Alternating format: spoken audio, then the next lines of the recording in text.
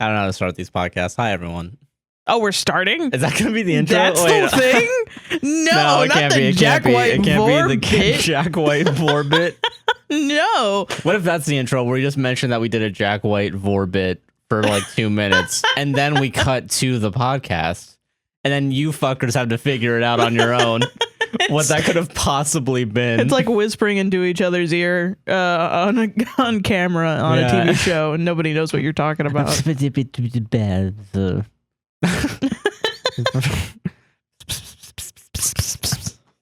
Hey guys, tell your cat I said That's not even original. Put us on your anymore. TV screen and see what your cat does. Hey Alexa, buy catnip.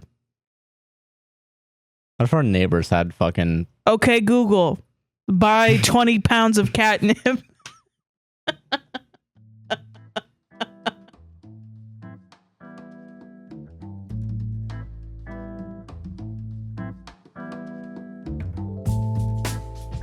Hi, everyone. Hey, guys. Welcome to a podcast will save this relationship.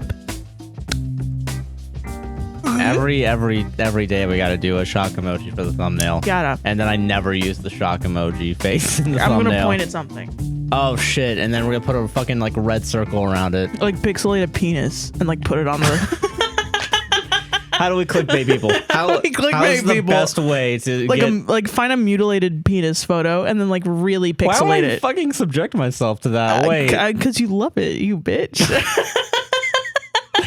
We don't have a structure for this. We don't have one. a structure. We don't know this. Sarah, how are you doing today? Besides thinking about mutilated penises, I'm a little gassy. You're a little gassy. That's how you're feeling today. I'm a little gassy, guys. Yeah. So fair warning. Fair warning. Some guy said that I burped and that made me a man. Which, I mean, non-binary trans men friends. Sorry. Did you know that's all it took? That's it. You don't have to go to get a surgery or like. You just gotta burp a little bit. You just gotta burp sometimes. That's what makes you a man. By the way, just to spite this guy, my pronouns are he, him. Oh, yeah. And my pronouns are she, her. Which is not really out of spite. That's something we should be doing anyway. Yeah, it's true. Normalizing it. Yeah. A lot of there's one podcast I listen to that does that, and I'm fine with copying every single thing they do. Yeah. Yeah, so the one good thing that came from that comment thread was we're gonna do pronouns now. checks. Yeah, I mean we already do it in our bios. Makes sense to. Yeah, we're the scum that has the scum of the earth. That the scum, the fucking pronouns the in their bio. libtard that puts in the absolute liberal degenerates that have pronouns in their bio. Ew. Have kids out of wedlock because they have their pronouns in bio. Don't say that. I feel like I have a big food baby. And I'm like, don't curse me into getting pregnant, all right? God, I'm sorry. I don't want to be pregnant. I don't want it. All right. I ate a lot of food and now I'm gassy because I have IBS. Just lie about your medical. No, I'm pretty sure I do. Okay, never but mind. I haven't then. been diagnosed. I self-diagnosed myself with IBS. You know, and that's you can even get like one of the cool ones, like depression I didn't even pick. I didn't pick like the one that like I'm the furry where my furry alter ego is an aardvark or something. It's like something weird. I'm a spider. I'd self-diagnose with stage 1 colon cancer. Yeah. Sarah, how are you doing besides the gas today? I'm pretty all right. That's it. What about you? I'm doing good too. How are you feeling about almost graduating? Oh yes, thank you. That was the topic I chose. That was the top. Yeah, that's what we talked about beforehand. Well, Josh, it all started when I was a little baby. A baby born on a Saturday at 7:02 a.m. Sarah, I gotta ask you a question. Yeah, what's up? Did you choose the topic and then not know how to segue into it? So I was born on a Saturday at 7:02 a.m., which makes me a Libra. On September 27th, which makes me a Libra sun, and then a Virgo rising. This fucking podcast with some hippy dippy bullshit about. I will punch you, Gemini. Yeah, Gemini ass. Do it. You know why I call us Geminis, right? Because we got two sides. Puts up hands. Josh is a huge Gemini, like a lot. Like a lot, but like not in the way where, it's like really fucked up, What's this called again? Astrology? That's what this is technically? Yeah.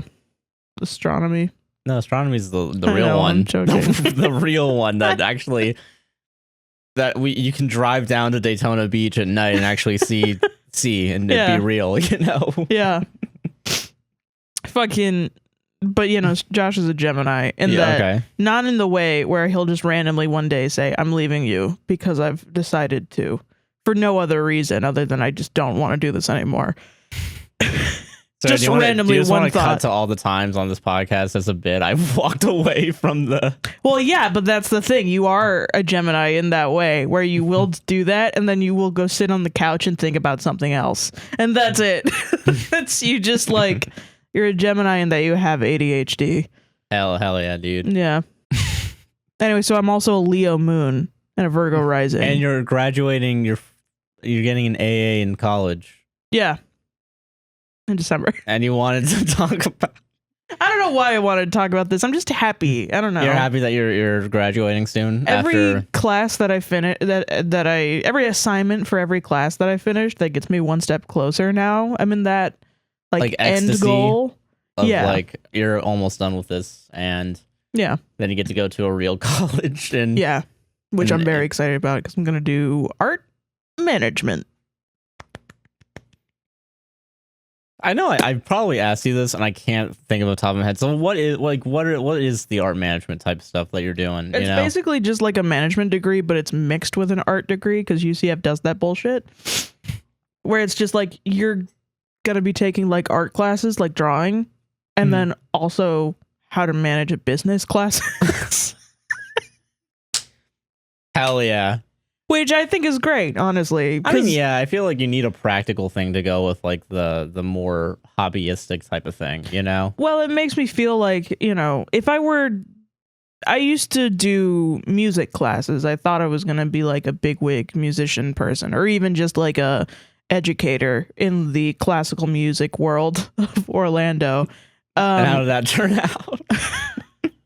I got fucking chewed up and spit out by the machine, man. But no, legitimately, yes, I did get chewed up and spit out by the machine. I relate to that for different reasons from the classical music world, but yeah. Right. It's just like, I don't know. I don't know if anybody in our audience is a classical musician from Florida. Like, not even from a different state, from specifically Florida. You think Alabama has a better classical musician scene than Florida? Probably have what Florida has, but on like a microscope. You know what I mean? Okay, that's fair. It's probably just very clicky. Just in one city. Well, yeah, right. That's probably what it is. Yeah, it's probably in the capital or something. Yeah. Unless Alabama, like Orlando, has a more popular city that isn't its capital. Yeah. That I don't know about. But yeah, the Florida classical music scene, I always wanted to be in it. I did it for a long time. I went to FSU for like 2 semesters because I really wanted to try to worm my way into the music degree, even though I failed the audition twice. And then I decided to go to Valencia and do music, which was the best decision I ever made because I met some of the best people ever and that I'm friends with still to this day. But lucky. Right. That's very lucky. But it also like made me realize how much I fucking hate it. You know what I mean? Like, I get that, yeah. I think I only ever liked music when I was good at it. And by that I mean when I was 12 and I was a little bit better at it than other people. Than other 12-year-olds? But they were just being 12-year-olds, and they were also doing like soccer. Yeah, they had something else going on. They had a side hustle going on. Right, and the only thing I was doing was viola. And so like that's what made me feel good about it, was that I was just being good at something and making something. And then you grow up and you realize, oh shit, this sucks balls. This sucks balls. I don't like this. Everyone yeah has been training since they were 5 because their fashion store owner mother decided to put a piano in front of their face and was like, learn it. Well, no, not even that. Like sometimes that, but sometimes also like they legitimately have the exact same background as you and they're just better. Damn. It's just pure talent. Yeah. And then you'd have to face that hard reality of, I can do this if I work very, very hard, which I don't want to do, or I'm going to go do something else that will make me happy. You know what I mean? I get that. And then you found that with art. Well, I found that with like rock and roll music and like electric guitar and stuff. I basically just started picking up other instruments because I was like, and just kind of seeing what you could do. Can I be happy soon? You know, and drawing and doing all these other different things, and basically made myself like a jack of all trades. And then I started getting into art and was like, oh shit, into like try to teach myself animation and all that stuff. And now I'm just like, I'm just vibing, fam. I'm just fucking vibing. Hell yeah. And it's weird because I feel like we don't tell teens that college isn't about going and finding the thing that you want to do the rest of your life. Yeah, not really. I think that's a very, because I think everyone's idea of a college as like a teenager is the very typical, like you go for a 4-year, Yeah. you learn English or something, and then you just work in an office for the rest of your life. When in reality, it's a lot more complicated than that. It's very much like, Or just like, what does your dream job, quote unquote, mean? You know, like when I thought of my dream job, I was taught that it was like, have it be your passion. And if it's your passion, then if you build it, then they will come and then you'll get money, you know? And like, that is true to an extent, but like, I mean, yeah, because there's a lot of luck in a lot of different job positions, especially, well, not even that, just like, what kind of a job do I want? Nobody ever sat down and asked me, do you like skill-based work? Do you like, you know, managerial, like, you know, do you want to be a manager of other people? Do you want to like do these are all the different types of jobs. You should go look at these and figure out what you want. Do you want to be a skill-based person? Like you know, go to a trade school and learn a skill? Or do you want to like fucking, you know, be a professor or a teacher or something? Yeah, and I think a lot of those things that you mentioned are definitely not talk. I mean, I think I always think that like I was really lucky in the way that I grew up. Yeah, I think that those options were more at least talked about, even though not every person, but a lot of people I knew growing up still went that traditional route. But at least they did stuff that I think they were happy with doing. I think that's the difference. Yeah, They had an opportunity to at least like try to, for context, I went to an art school. Oh yeah, I went to a fancy schmancy art school. It wasn't even that fancy. It was a public, but you had to audition to get in. That's fancy. That's fancy, yeah. But then they would still complain about not having any money because, of course, my phone dropped. It's fine. Okay, but I was like, what the fuck? Everything on the set breaks. It's whatever. It's fine. Yeah, true. But what is it? I think my point is that like we all had this opportunity growing up to be like, here's a skill that you could learn, unless it was band or something, you know, like something. No, even band. No, yeah, I think like but I mean like a lot more. There was at least like you were around people that were learning a lot of practical stuff. Like people, we had a whole tech program, and people there was at least learning stagehand stuff, how to do. And most of those people that I know that were doing that are still doing a lot of stage work today, which is good. Yeah, it's pretty sweet. Yeah, and what else? Like this practical skills you learn from that, like carpentry and shit. As far as I know, I didn't have shit like that at my high school. It might have been something in the drama department that like there was a specific class that you could join that only had like 2 people in it, but like it was for me it was difficult to even get into the drama department. Have I ever told you this story? I don't think so. No. Okay, so I took drama 1 and I had a bunch of friends in that class, and that class sucked so bad.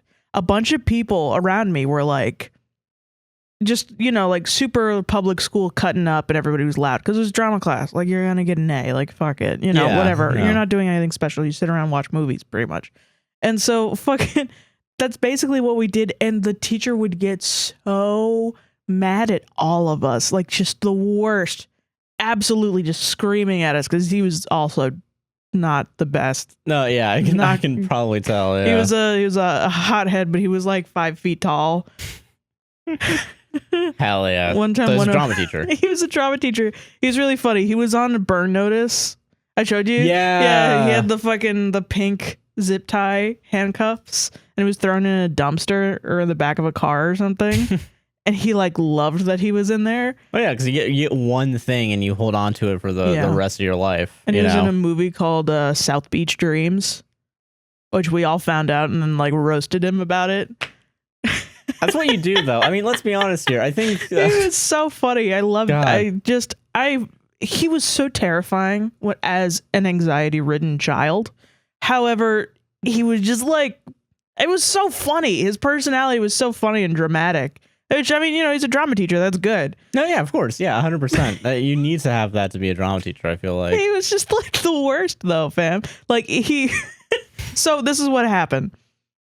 I went through drama 1, and then I signed up for drama 2 because I didn't know what else to fucking do. But it was like the worst experience through drama 1. I had fun because I was a kid and we were cutting up, but like for sure, he like was not having a good time. And I had a little bit of an inkling in my mind, like, does he hate me? He might have just grouped me in with all these other kids and just now he hates me because I have anxiety. And if I think that somebody is mad at somebody next to me, I'm going to be like, they think that of me too. Oh, fuck. So I go to pick up my classes and my guidance counselor says to me, oh, that's weird. You were taken off of that class. And I was like, why? And he goes, oh, your drama teacher sent out a list of kids he doesn't want taking this class. And you're on the list. Wow, dude. And I was like, what? And he goes, yeah, just go talk to him. He's fine. Oh, he's fine? Yeah, like it's whatever. Probably because he's nice to them or something. And they didn't realize that he was kind of shitty to the kids. Wait, how do you not make that connection, though? I know. That you put out a whole list of fucking, like, I don't want these fucking cocksuckers I don't want these fucking kids in my class. In my goddamn class. They don't take this shit seriously. So fucking... Get them the fuck out of here if they dareth cometh and try and quote Shakespeare to me. So then I go and I walk to this class, and this is all from my point of view. I'm positive that both of these dudes were adults who were overworked and underpaid and not dealing with children's bullshit. Yeah. And I know that that's what it was, but I was just this poor, fat, anxious child who was ping-ponged through this by two grown-ass aggressive men just trying to make it in the world. Fucking and it's so funny to me now, and I don't blame them at all for any of this, but it's so funny. So then I go up to the fucking thing and I knock on the door, and he's there after school with like a club or something. Yeah. And he opens the door and he goes, "What?" Now you're gonna take this seriously? Now you're gonna... That's what it felt like. It felt like he had a personal vendetta against me, which I was like the most of a wallflower back in high school. I was the worst. I was just like, you know, my friends would be shitty and then I would talk with them, so I would be a part of it, but like most of the time I would be like, okay, you know, I'll do my work, sir. But like, so then I was like, hey, so the fucking guy said that I wasn't in the class, but I signed up for the class, so I don't know what's going on. And he goes, oh yeah, you're not in the class. Slammed the door. Yes, he slammed the door in my face. Now. Yeah, I do remember the story now. And I was like, and I didn't even want to be in drama 2 that badly, but just the fact that I couldn't be was like, oh, what the fuck? Yeah, so no, I get that. Then I went back to the guy and was like, yeah, he said I couldn't be in the class. And he's like, what? Why? And I go, I don't know. I just want to take... So then I ended up taking 2D animation. That's kind of an upgrade. Animation 1, whatever it was. Yeah, it was kind of an upgrade. It was pretty pretty dope. Good upgrade, I skipped actually. the fuck out of that class because all it was Disney history for like the first semester. Fucking of course it was. God.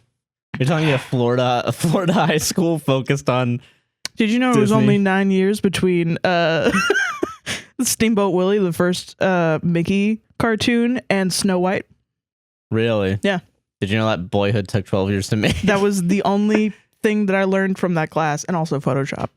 Well, at least you learned Photoshop, which is like, you know. I will say, I do remember I took drama classes in middle school, and in hindsight, that was probably one of the dumbest decisions I've ever made. Yeah, it was pretty dumb. Yeah, unless it's gonna be like your thing. Yeah, exactly. And like I don't know, I definitely part of the reason why I did drama classes, my sisters did drama classes in high school. Yeah. And as a young kid, with siblings, you're like, you want to do what your older siblings do, because like, Oh yeah, yeah, that's absolutely. what they do. Yeah. And like they did like a lot of good stuff. I remember I remember going to their plays and I was like, yeah, these are good. That's cool. Yeah, they had a much better drama program than the high school I would go to. I actually kind of believe. Wow. Yeah. First of all, okay. God. Like I think they had a newer building first of all to do theater in, and I think it was like wider, and I think it had probably about the same capacity, if maybe slightly less, but like it definitely felt more modern in that sense. I mean, don't get me wrong. The high school I went to, despite being the hell on earth for all its bullshit, it was definitely like we tried to do what we could with what the materials we had. Yeah. And we had a really good, robust like stage system that I had a chance to do mess around with it. That being said, this is gonna be this is a roast. This is gonna be a roast. First of all, everyone in Fuck what we were gonna talk about before. Let's just talk about our high school drama classes. Fuck it, yeah, high school. Hell yeah. I didn't take high school drama classes, and that's why I'm high school, fucking whatever. cool and based. That's true. Red-pilled. That is true. Everyone in that drama class sucked. So I don't know. I mean, Burning what bridges. the fuck? I mean, I'm sorry. Like, back then at least, we don't know back about then now. at least. I don't know about now. Probably still assholes. I don't fucking. Who knows? Yeah. Most of them, the rapists were at least. Yeah, Josh went to a high school apparently that had Filled with rapists. just apparently chalk brim with Who would have thought rapists. putting a bunch of psychopathic artists together would just not cultivate a culture of toxic masculinity? And That shit was fucking crazy, man. yeah, dude, this happened like a year ago when this all came out. I think we did talk about it. Yeah, like somebody was like being sued for libel for outing somebody as a rapist, which is like crazy to or me. at the very least, alleged sexual assaulter. Yeah, yeah. but like, damn. Everything I'm saying is alleged. Yeah, And- everything's alleged. Well, we're not even saying any names. Yeah, we're not even saying anything. Yeah, exactly. Yeah. So like, it was really, it's a fun experience. Waking up one day and just seeing Twitter, Yeah, that's super fun. blow up. Just absolutely, like, if somebody like hashtagged my high school and there was a big blow up of my high school hashtag, I didn't even do anything bad. I would have a heart attack, I think. I would be like, oh What no, happened? what happened? Someone like burned down the fucking school. And Yeah. they're gonna pin it on you. But I mean, I think it's interesting though that you're saying that like your older sisters had a better drama program Than the you school did. that was meant to have. Okay. Well, because I also similarly had a experience like that where my brothers are 10 years older than me. And when I was in elementary school in Atlanta before I moved down to Orlando, they went to a high school that had like a fucking, I mean, I'm not sure if it actually does, but from my 8-year-old to 10-year-old point of view, it had like a dope ass fucking arts program, like music and arts program. And my brothers were like super into, one of my brothers was into the music part of it. So then we would go and see like plays and stuff and musicals and concerts and things like all the time. Yeah. And I just remember fucking they had one performance of like Les Mis that was so impactful to me as like an 8-year-old. I totally get that actually. That when it came around to like Les Mis coming out again and me seeing it, I had like a physical reaction. Even though the movie was trash. Like the movie apparently was like the worst version of the musical, but it was the first time I had ever seen it. 0 out of 10. But like I saw it and I had like a fucking spiritual experience. I feel that, and I think a lot of the reason why I wanted to do drama, I think they did Yeah. productions of, if I'm not mistaken, I believe Sweeney Todd Oh yeah, that's and nice. Little Shop of Horrors. Fuck yeah, dude. And I really did enjoy it. I don't know, maybe Little Shop of Horrors was done at the high school, or maybe it was done that I went to, or it was at both. I don't remember. But like as a kid, that was like a lot of stuff. Yeah. And I went to my middle school drama class. Yeah. And some other context, a lot of the people that were in that middle school drama class went to the same high school I did, albeit I didn't go. I was going to audition for drama. Yeah. And then I, out of sheer laziness, did not want to memorize a fucking monologue. So I bet it all on writing and won. So You know, I mean, hey, sometimes you don't need a backup when you're just that fucking based and red pilled. You know, That's so funny. Holy no, shit. but like I never really connected with a lot of the people in that drama class. I don't because like kind of same, yeah. Oh yeah, because like I feel like I what is it? I never really had a chance to connect with a lot of people because in between, even though I went to the same middle school in 6th and 8th grade, in 7th grade I was homeschooled, so I just had a whole year fucking gone, and because I wanted to just not.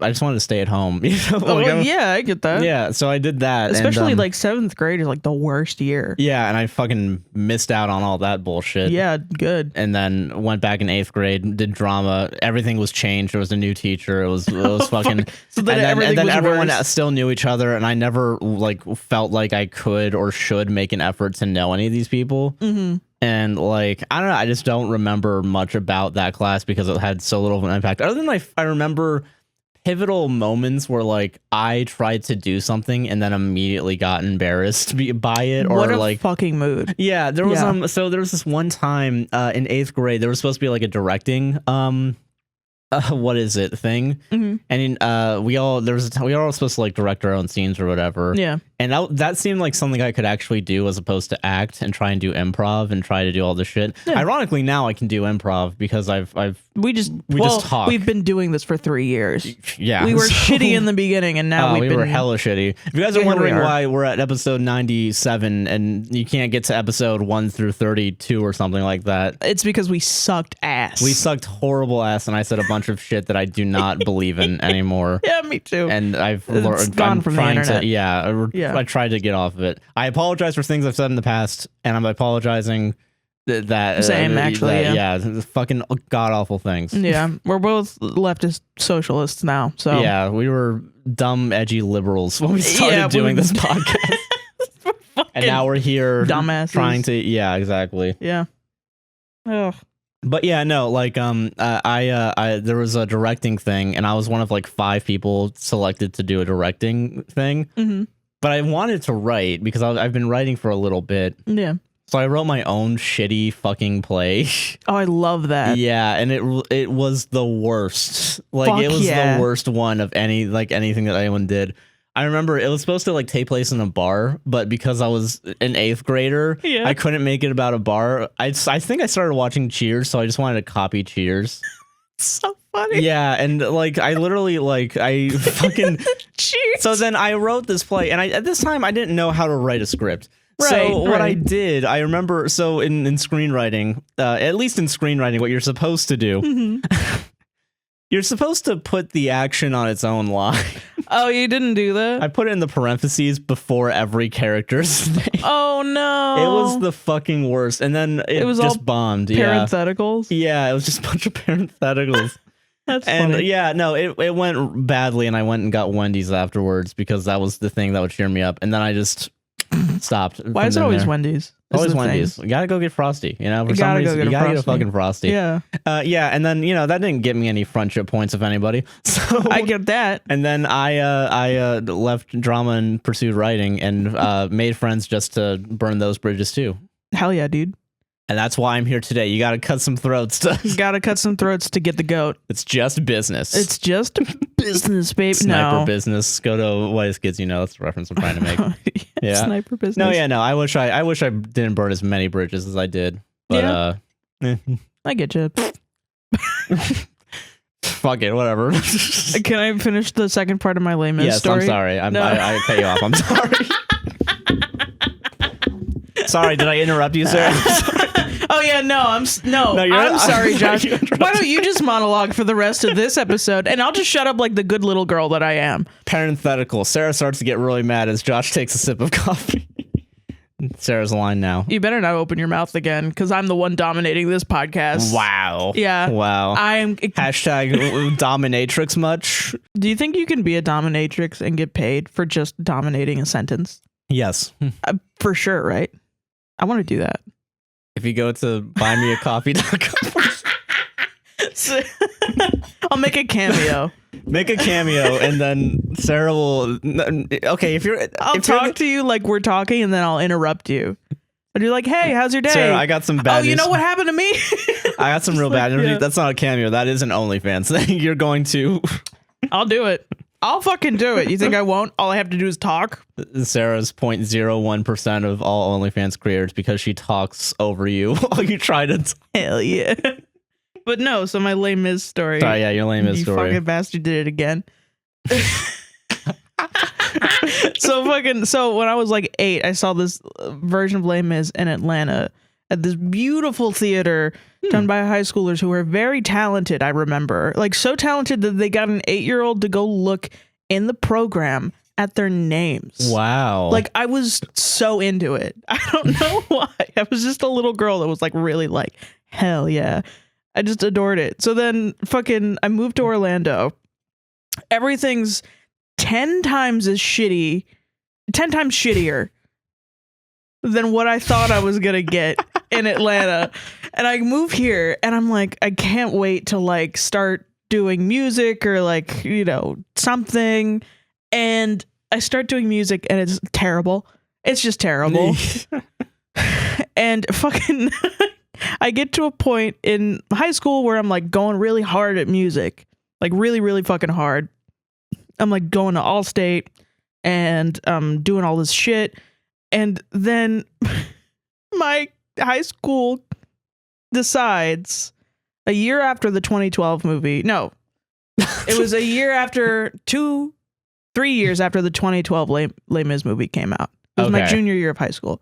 3 years after it came out, my high school decides to put on a production of Les Mis. I think every high school decided to do that because I vaguely remember in the wake of the Les Mis movie because everybody was obsessed with it. No, I just remember everyone sucking the dick of it. I don't think anyone actually went and produced it at any of the high schools I went to, but continue. Yeah, well, okay, so then my high school is going to do like their big spring production, spring musical is going to be Les Mis. Okay. And so I like piss my fucking pants because at this point I'm deep into my obsession with Les Mis. Yeah, like it's about time to. It's like my life. I'm like, I go home and I sing every song to myself in the kitchen. I get it though. Dude, I don't want to go on this other tangent, but I remember that the culture at the time in the drama program, everyone was just sucking and then throating the cock of Les Mis so hard. Mm-hmm. Mainly the one reason, and I remember now, I think this is the dumbest reason I could ever imagine, because they all did it. They sang the songs while they were recording the movie. Yeah, it was pretty cool. It is pretty cool, but also like doing a studio, you know, I mean. No, I mean, like to get the quality that they got. They lucked out. I feel like when it comes to like recording on a studio stage, it seems like it would be easy, but from my film experiences, it is a bit of a risk. I feel like. Oh yeah, absolutely. Do it and to have like a live orchestra playing in the background. Yeah. Fucking awesome. I mean, it's crazy. It's like crazy. Yeah. It's like drama nerds Birdman. Yeah, that's what fair. it is. That's fair. Where it's just like, oh shit, this is so cool, and then nobody cares about it 5 years later, you know. But then sometimes people will bring it up and be like, "That's really cool," and then they'll say like some fucking shitty opinion, like Javert doesn't sing well. He does sing well. He doesn't. He doesn't really sing well. I just thought he was hot because he's Russell Crowe. I think. I guess my point was going to be that it was a risk that didn't really help much more, other than I thought it created some shit. It did? Okay. I don't remember as well. I'm just kind of trying to remember as much as I can while talking about it. You got a lot of like ambient sound that I think you normally wouldn't get from a very polished studio. Yeah. Like in the barricade, they had like fucking fire going on in the background and like people clanking and the extras doing like, you know, it's like super nice, and it's something that like just didn't require a lot of you know, you could do that with sound design also, but like, it was very real. Okay, which was the point of it. And that's fair. Yeah, I guess that makes sense. I just remember, I feel like in hindsight, it feels like it is a cool thing, but I feel like it got blown up to such a proportion that it overshadowed the rest of the flaws. Not even the flaws. I don't remember having any real issues with the movie, but I think it was moderately good. It just wasn't like as good as musical performances of it or old movie versions of it. Okay, yeah. So then people that were upset with it were like, people that didn't understand that it was supposed to be a musical and went to go see it because Hugh Jackman and Russell Crowe were in it, and then we're like, why are they fucking singing? Why are they singing the whole time? Why are they not? Why is Wolverine not wearing the Wolverine clothes? It's pretty funny. I would love to watch that movie again because it's so fucking funny. And I think we're gonna have to. Yeah, we'll be back next week with a Les Mis review. But yeah, you're here in Orlando. I'm here in Orlando. I'm in my fucking prime. I'm in my fucking musical prime. Musical prime, ready to slash some musical puss. Ready to slash that musical puss. And I'm out there, and somebody goes, oh, hey, we're going to do a Les Mis thing. And one of my friends is like, I'm thinking of auditioning for it. And I'm like, I'm not in drama. I'm not allowed to be in drama because this is after that situation. I'm not in chorus. I have never sung in front of anyone before in my life, and something got into my ass that made me say, I'm gonna go audition for this musical. So I go and I do. Everybody there is like learning their lines and practicing really hard, and I'm like, I'm just gonna go in there and do the thing that I do in my kitchen where I sing every fucking song from memory because I know all the words to this entire musical. And I'm sitting around and I choose a boy's part, which like should have known I was gay back then. Should have known. Some red flags. some maybe you weren't as straight as you thought you were. I should have known I was a little gay back then. I didn't know that, but I was like, I'm gonna sing Marius's part when he's like upset that whatever her fucking name is, the girl isn't there. I don't remember. I don't remember. It's all the same. It's all the same. Cosette is her name. Yeah. Bowsette? Yeah. Cosette from Les Mis is the original Bowsette. Don't at me. So I go in and I swear to from the previous, it's the same guy. It's the same teacher who shoved the door on me, and it's been like a year and a half since that happened. And you come back with your fucking... I come back with a song in my heart, and I walk into this audition space, and I walk in, and all the walls are black. Oh, a black box theater They turned into a black box theater. I didn't know what that was, so I felt like I was walking into hell. I get it. The first time, if you go into a black box theater, and you haven't ever done that before, it's terrifying. Yes, it's absolutely terrifying. So I walk in and I'm like, oh my god, what the fuck? I'm 15 and I'm like, I don't know what this is.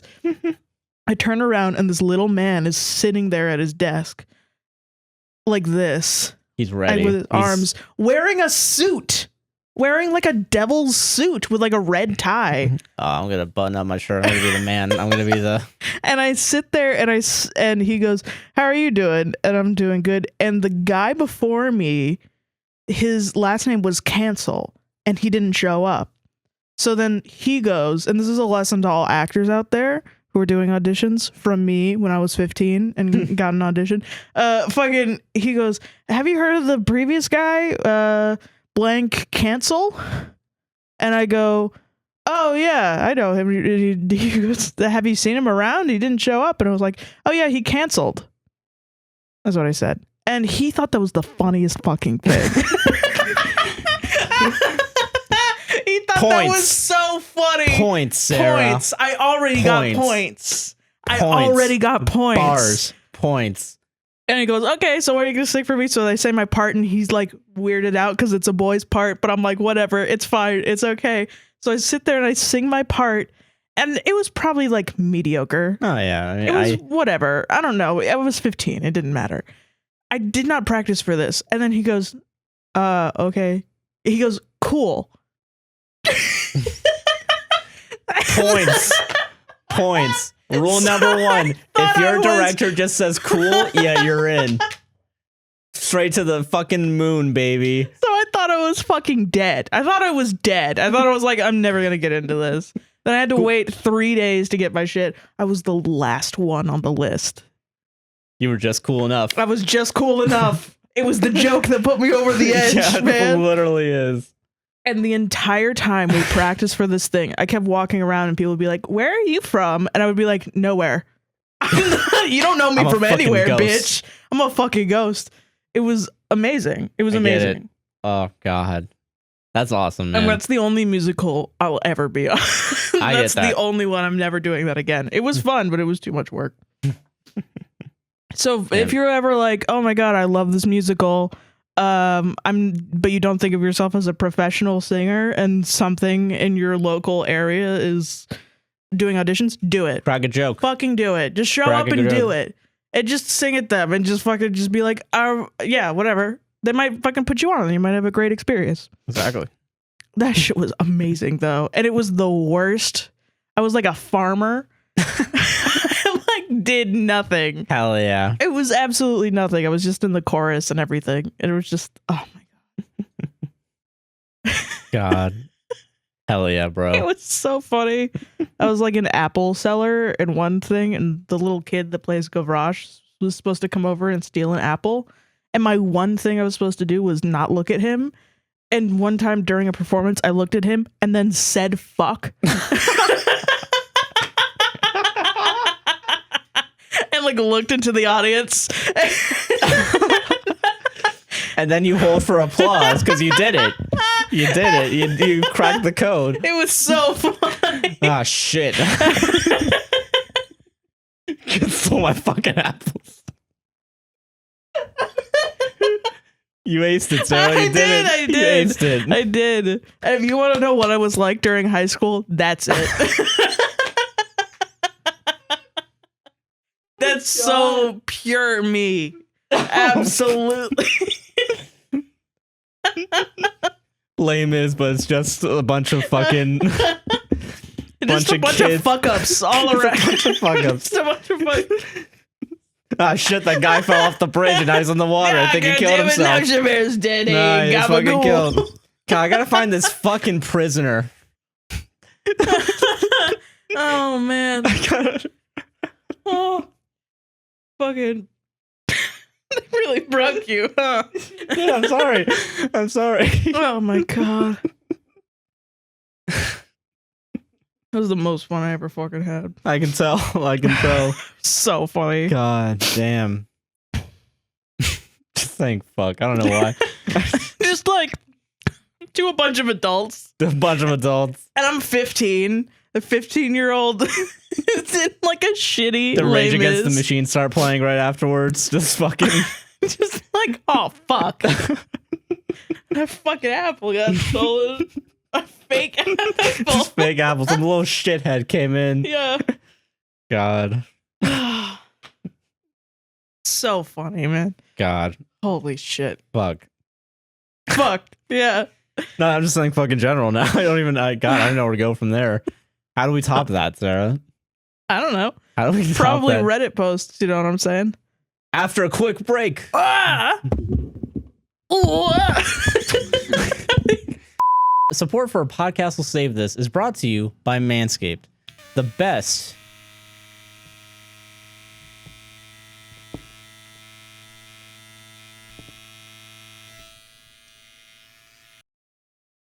in men's below waist grooming. If you use code APWSTR at checkout, you'll get 20% off your order and free shipping.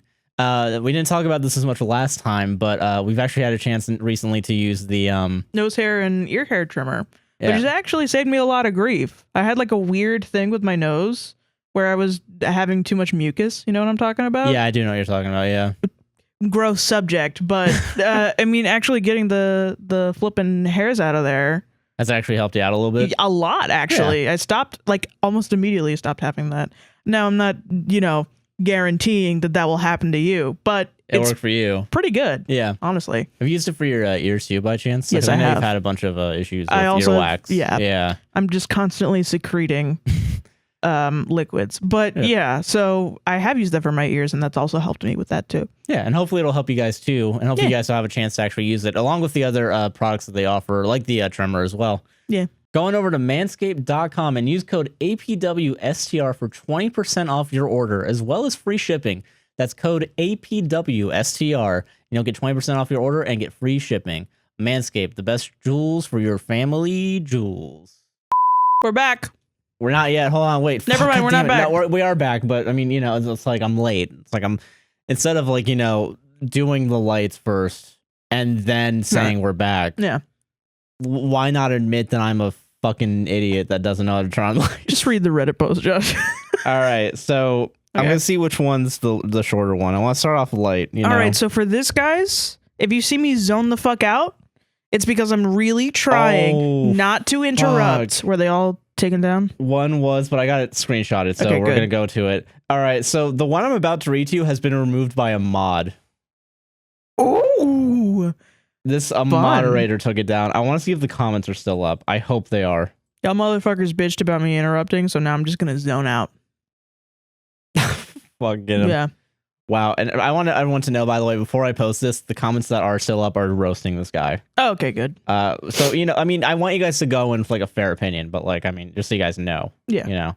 All right, I gotta get my gallery open up real quick.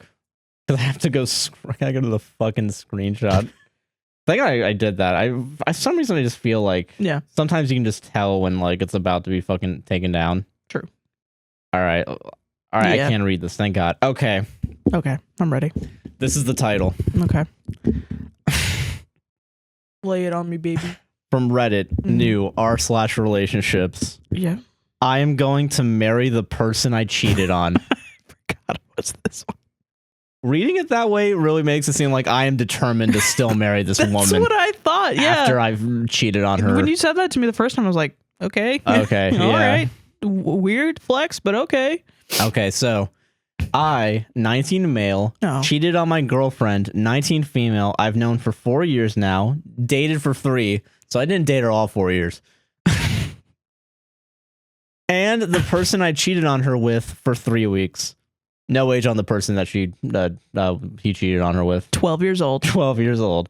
I was surprised how easy I was to seduce, and even more surprised what little I did for it to happen. I never thought I was attractive enough to be chased, especially by someone much more attractive than my girlfriend. Like a 12-year-old? God, this guy's a QAnoner, actually. Already, I just want to make a point. Sorry, Josh, to interrupt you. Every time you do that, I'm just going to post on the screen the comment. Yeah. God. But no, to interrupt you, too young to get married.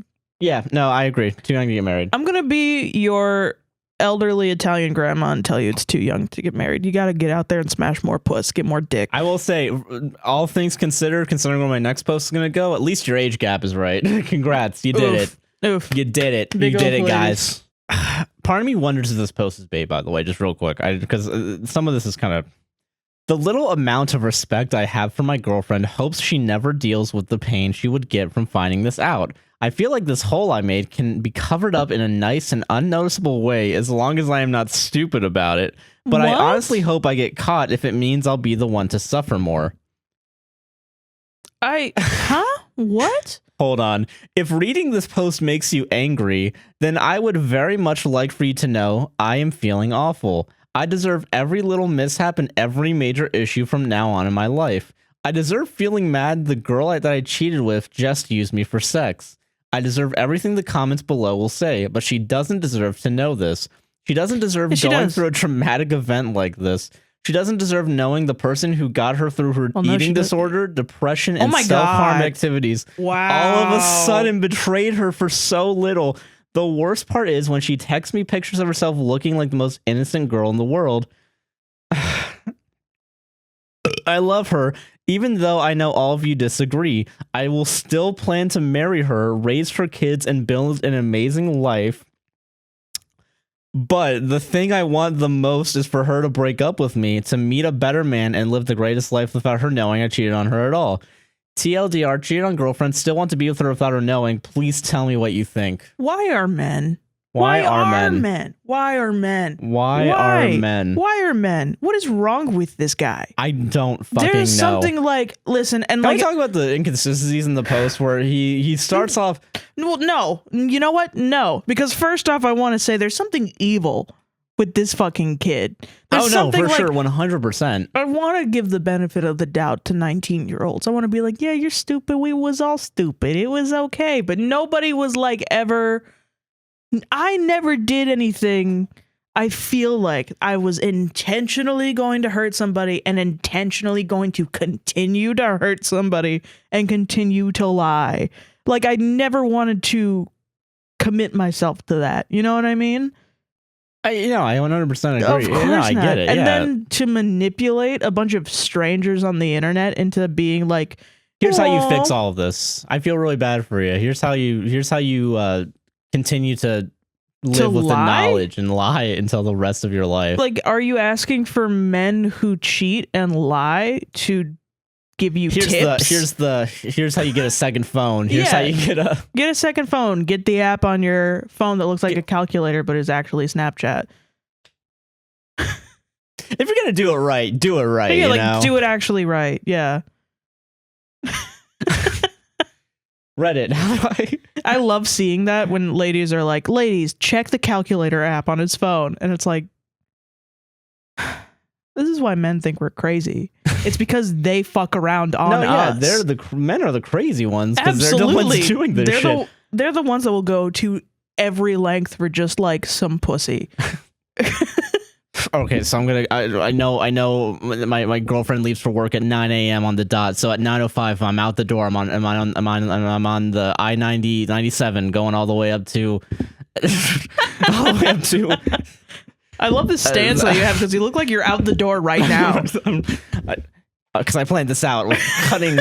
I saw Mission Impossible and I was like, what if I use that to cheat? So there's a spoken word poem that I love that's about like New Jersey women and how they even when they have sons are more looking out for other women, like, you know, to a comedic extent, but it's very emotional. It's one of my favorite spoken word poems because it includes these women will sit their sons down and say, well, listen, I made you and I will take you out of this world if you ever make a woman feel even moderately uncomfortable. And that's what this kid needs. He needs for sure. Either his mom or a stranger, anyone to just be like, metaphorically slap him upside the head, because of course abuse is never the answer, but like just to be like, you need to stop whatever you're doing. You need a moral reset. You need everything. To just stop. You need therapy. You need this. There's something wrong with you. Yeah, I don't know what like manosphere ass fucking took you in, put you into this fucking like, because like the thing that really pissed me off the first time I read it, I was like, I need to talk about this.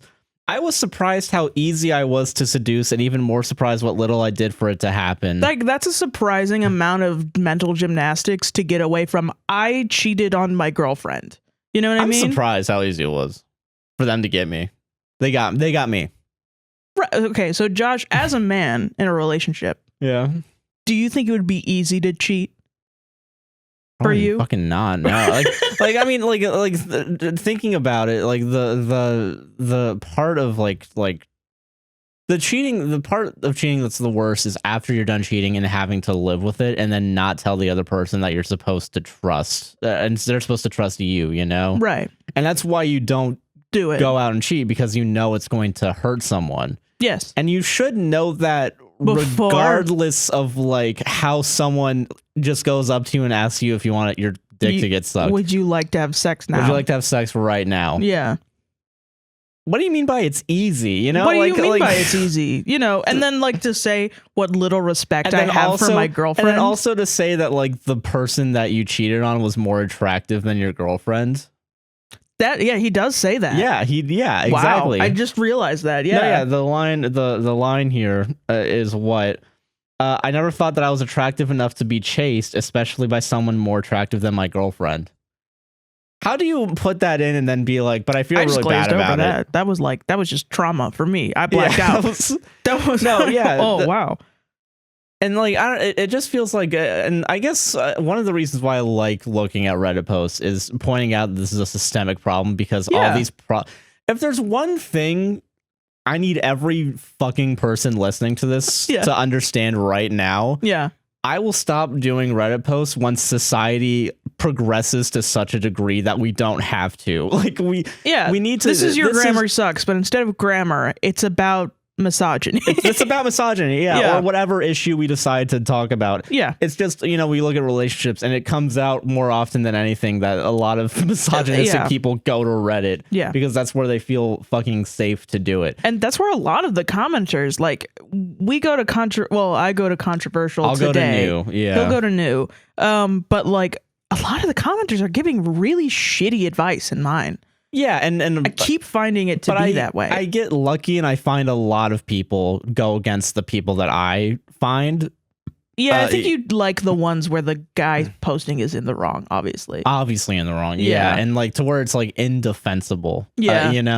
It's even though the guy thinks for some reason it is defensible. Right. And it's like I don't know, I read this post and the humor I find in it is this guy can't get it through his head, even though he's saying in his post, I know I don't have any respect for her, but I still want to marry this broad. Like why? What the fuck? Yeah. But it's just like a sociopath is talking. Yeah, a sociopathic narcissist is just going out of his way to, this is what I want, this is what I'm gonna do. Yeah, like it's just we need mental health care in this country, guys, and we need to teach men how to not fucking do this.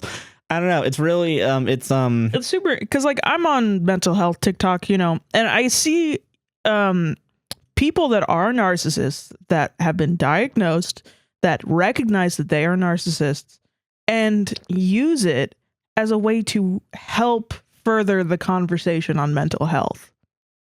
And it's so interesting because they'll just sit there and they'll say like, yes, I don't have empathy for people. Yes, I am inclined to manipulate, but I try not to manipulate. I make a conscious effort to not manipulate people.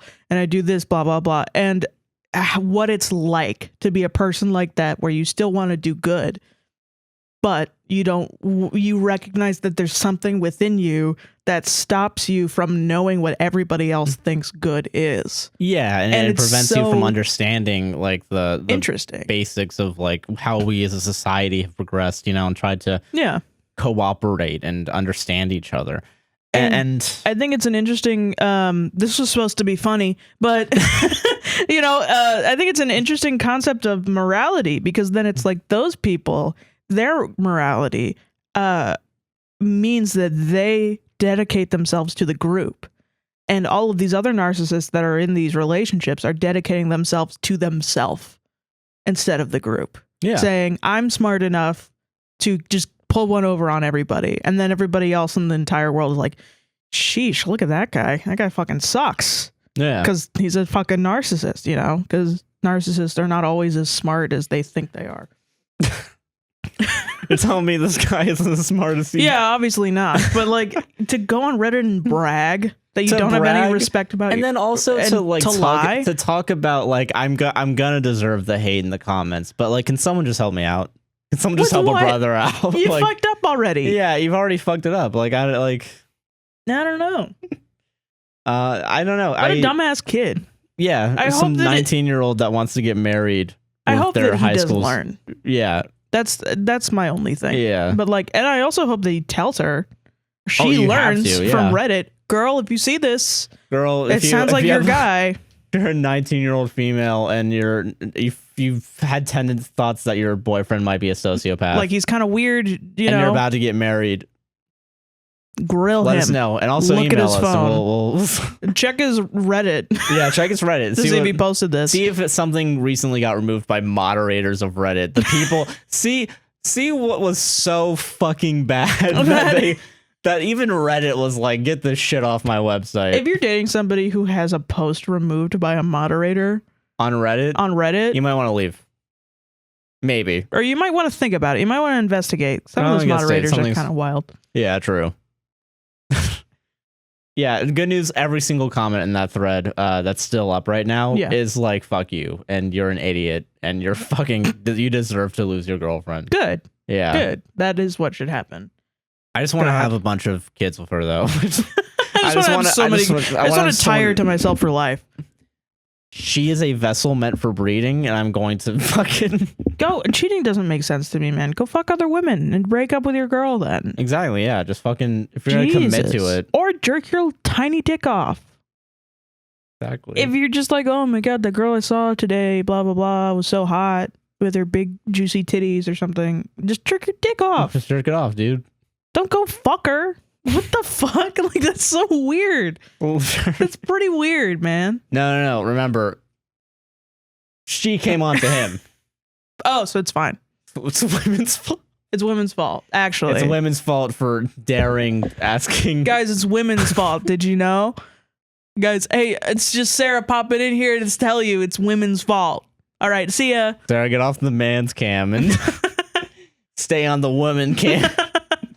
I hate it when Sarah gets on Josh's camera. Like, what the fuck? Just stay in your box. Sarah, I specifically labeled on the tripods male and female, and that's how I recognize who's supposed to sit guys, where. Don't worry. Oh my god. And that's why people I are gonna raised, be like, blink twice if Josh is abusive, Sarah. What the fuck? I raised one of the cameras 100% high and the other one 70% high. Yeah. Or I'm sorry, 88% high. Whatever whatever libertarians, whatever you want to believe. Fortnite raised the cameras. Fortnite raised the cameras. So okay, so I have two, and I want you to choose one. Okay. My sister, 22 female, desperately needs help. Part of me, 20 male, doesn't want to help. And number two. Number two is I resent my boyfriend. That's it. I love these titles, and they're all going to be super depressing. Yeah. Which one's depressing? More depressing? Because I think The that first one. The first one's more depressing. Do first one then. We'll do the depressing ones first, and then the other one Okay. is going to be slightly less this one depressing. sucks balls. All right, hold on. Let's go. Okay. I, 20 male, am fairly well off financially.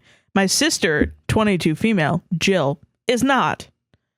She has gone in and out of homelessness, deals with depression, struggles to pay bills, etc. I attend college about 1 hour away where she lives. During COVID, she got fired from her job. Additionally, she had a ton of debt and has gone even further into debt. Also, she is a single mother of 2 children, aka my nephews, 2.5 years old male, Fred, and newborn son, Bob, born a few days ago. And both bio dads are not in the picture. Ooh. Bob is a huge baby. Wait, the newborn is very large. Born at just over 11 pounds, 2 exclamation points. And during his birth, Jill had a C-section. And you know the rule, no holding anything over 10 pounds, so no holding any of her children. Jill and you don't want to help her. Jill has no one to help her, and she is struggling. Jill needs help with childcare, parentheses, she can't afford a nanny, as caring for a newborn and toddler while recovering from a C-section is crazy difficult. No fucking shit. Wow, I'm crazy, dude. Taking out the fucking baby after you gotta cut into the fucking womb. How is that? And you can't hold anything? Can't hold anything. Because you literally were just can't hold cut your into newborn. Yeah. a couple days ago. I'm so curious the reasoning. What is his reasoning for not wanting to help? What possibly could it be? What could it be? I don't know. And she can't pay rent and may be evicted. She is struggling to pay bills and buy groceries. She struggles to pay for diapers and new clothes. What the fuck, dude? So then, what do you think, guys? Let me. What do you think? All right, it's coming up. All right, let me know in the comments down below. Do you think A, this guy's a hardcore libertarian? B, this guy's a hardcore libertarian? Or this guy's just a fucking dick asshole. Like, we just found the worst guy on accident. Okay, I want to tell you there are like 3 paragraphs left. Like, we're almost done. What? Yeah. So these are gonna be really good reasonings that they're short. Yeah. Okay. Jill asked me to come down to help her out and also asked for money. Part of me wants to help her because it pains me to see my sister struggling and my nephew struggling as a result. Only part of me does. But then listen to that part, you fucking psychopath. But my favorite word, but I know my sister. If I help her, I will get stuck always bailing her out. And I'm holding an irrational grudge against her. Parentheses, she never visited me when I was in the hospital. End parentheses. That my nephew should not bear the brunt of. Bro, what the fuck? Bro, what the fuck? You know it's you Like, literally you know. you listed You it. said it You was said irrational. Cocksucker, man. What the fuck? Are you joking? Is this a bit? Are you fucking with me? Bro. Fucking dumb bitch sister. Dumb bitch sister didn't visit me in the hospital, so I'm just gonna let her get evicted 3 days after she let her gave birth. get onto the fucking streets right now. Then she'll learn a lesson. So what should I do? If I Help your decide fucking sister. if I decide to help her, how do I avoid getting roped into always helping her? Parentheses, she's really good at manipulating people when she wants something. I really don't want my nephews to starve and go homeless. Then don't fucking not help. Help her then. What do you think Reddit said to this? What do you think? Do I even want to be here for this? No, you're not gonna. You're gonna get up and leave. I can tell. Holy shit. Okay, can I take a guess? Can I take a big libertarian guess here of like? I mean, you can guess. I wonder if it's gonna be what it is. So if this is Reddit, this is a bunch of man children.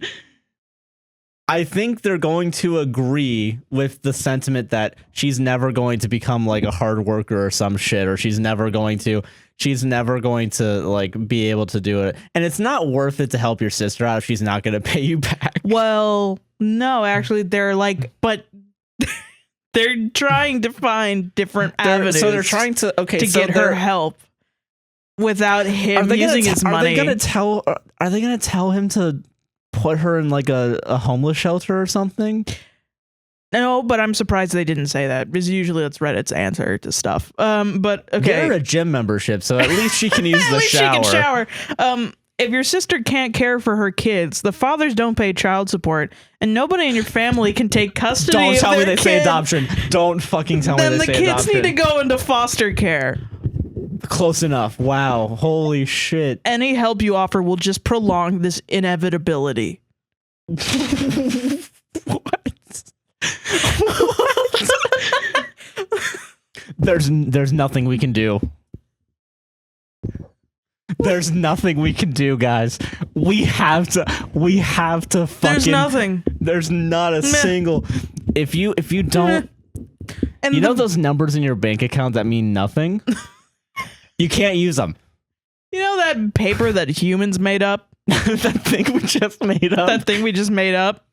That determines life and death sometimes. I know I run Amazon, but if my nephew just like starts asking for fucking money, I'm gonna tell him, guys, actually all of my assets are currently just tied up in Amazon stock, and I just can't liquidate them right now. I'm sorry. I really want to make this clear, guys. I really want to make this really clear. This guy says he's 20 years old and in high school, but he keeps saying like, I have a lot of money.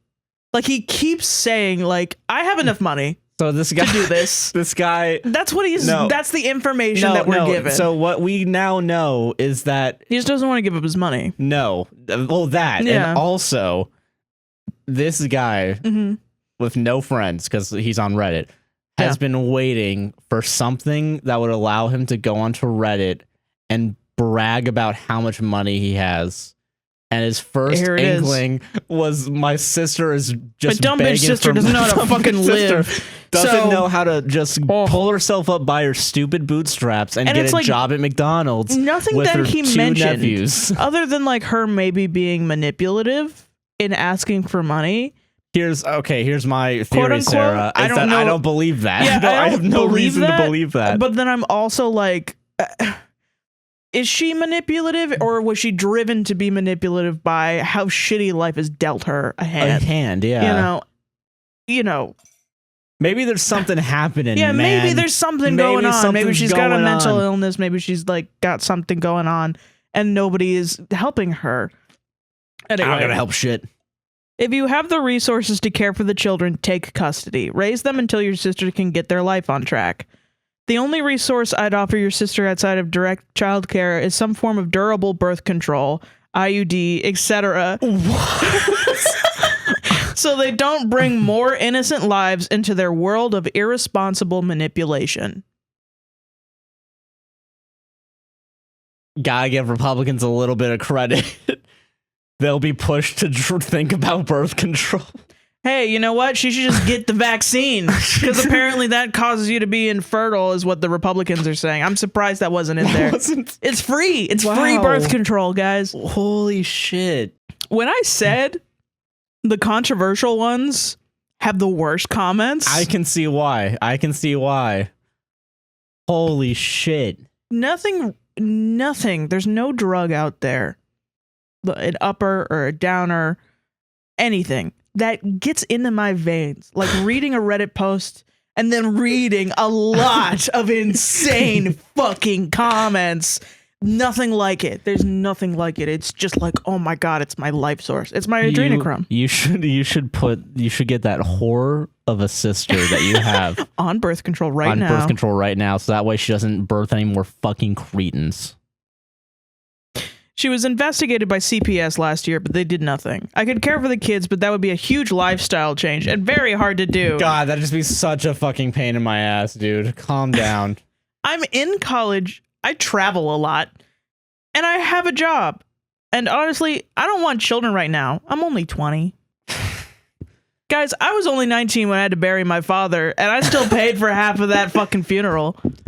So we still did that. We just learned a very important piece of information. This guy has a lot of money because he has 50 grand worth of student loans. You only bury your dad once, and you only save your sister's life probably once. And you know what? If you get to save it multiple times, that's a gift from heaven. It's a gift from heaven, yeah. It's a gift from the Lord. I'm not even religious. But I just want to go to Europe. I want to go to Amsterdam and see all the prostitutes. This is the guy that is vacationing in like Ibiza and then gets a text from the hospital that says that his sister died. And he's just like, oh well. Another martini for me, please. Just chilling out on the fucking beach. Starts playing Another One Bites the Dust by Queen. Yeah, just like, yeah. God, what a dick already. Okay, last year, this is from the same guy that said that she should get birth control. Okay. Last year, she had a job and 1 kid. Now, no job, 2 kids, and can't work. There was a whole pandemic in between these years. That doesn't matter. Also, that doesn't matter, apparently. That doesn't matter. If she... listen, if there's one thing I learned from my God and Savior, Ronald Reagan, is that she's just trying to become a welfare queen. The best use of your limited time is getting the kids placed in a better home, be it with other family or in foster care, and hopefully together. There's a lot of couples who would love to raise a newborn with an older sibling. Best case, this gives your sister a chance to rebuild their life and take custody again once they're settled in. If you do take your sister on, whatever you spend should go directly to where it should go and not pass through your sister's hands. Pay rent, buy diapers, etc. There's a lot of like, like when I read that the sister lost her job due to COVID, now has 2 kids, can't pay rent, just had a kid like 3 days ago and has a C-section, the first thing I don't think is, what a manipulative cunt.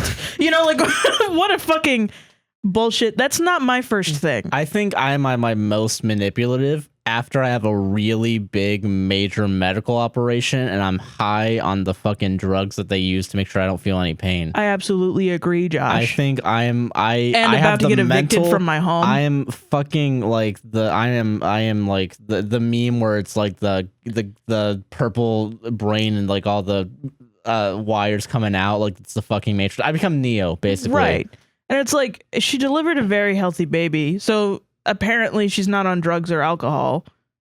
Yeah. So it's not even like that, but she's being treated like she's some sort of alcoholic drug addict, whatever, instead of just like a person who needs help. And that's what this commenter is trying to convince this 20-year-old to do, is treat her like she's needs to get back on her feet and go to AA meetings or something. Yeah, you gotta cut off a druggie to make sure that they won't do drugs again. And if they haven't done drugs before, still cut them off just to be safe. Just because they might become a druggie. Like, what is the worst thing that this woman did? Have a child? Not have a job? In America, yes. Yeah, I guess so. She's not contributing to society. Also, OP says, Yeah, we don't have much family. Parents are dead. Never really knew our aunt and uncle. We do have one older brother, 26, but he works in Singapore now.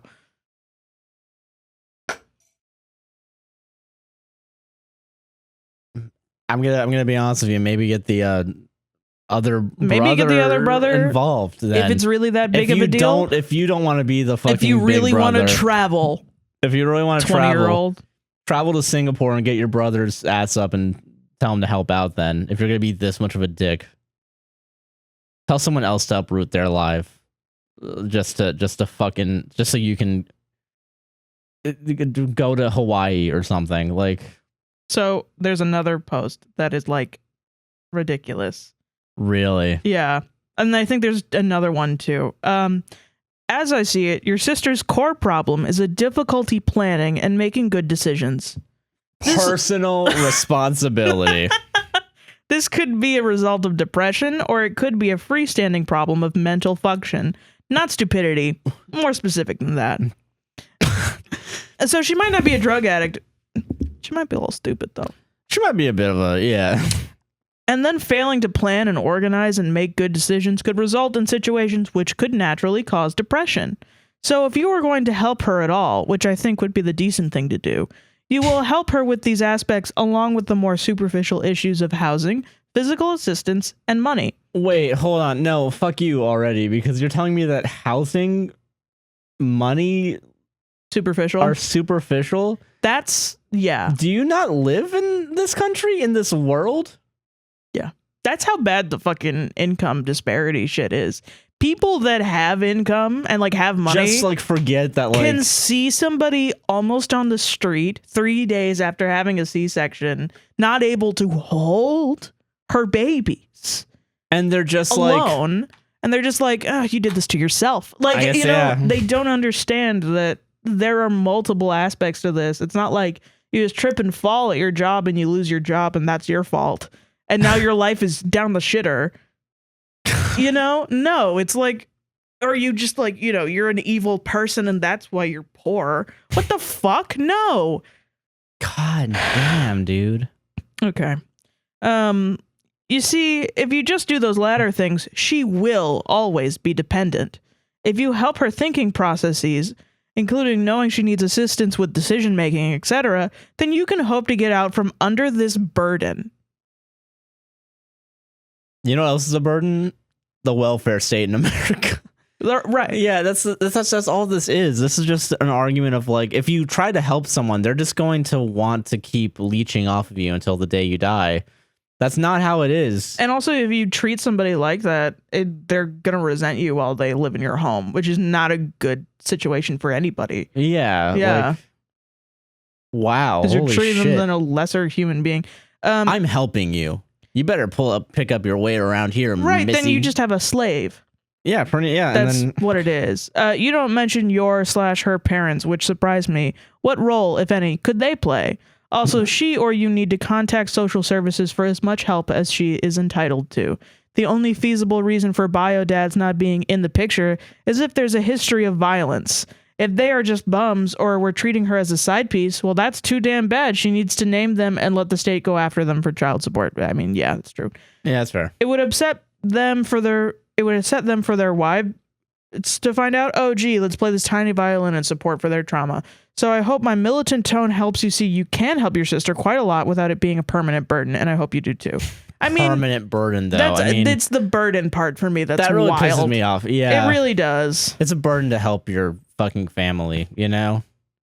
That's the thing that pisses this off about me. I know I'm very fortunate. I know I'm fortunate. Yeah, you have a great family. I have an amazing family. And your family helps each other out. You know? A lot, yeah. And it really fucking pisses me off when they're seeing other families, just not committing to the idea of like, we help each other out. We help each other out, and just thinking it's like a dog eat dog, everyone for themselves. And if I help my family out, I'm somehow reducing my ability to go out and be myself, which is... And this is my experience with, like, white families, which I don't know the race of this person. I have no clue what culture they're from. They might be from a different culture. I don't know.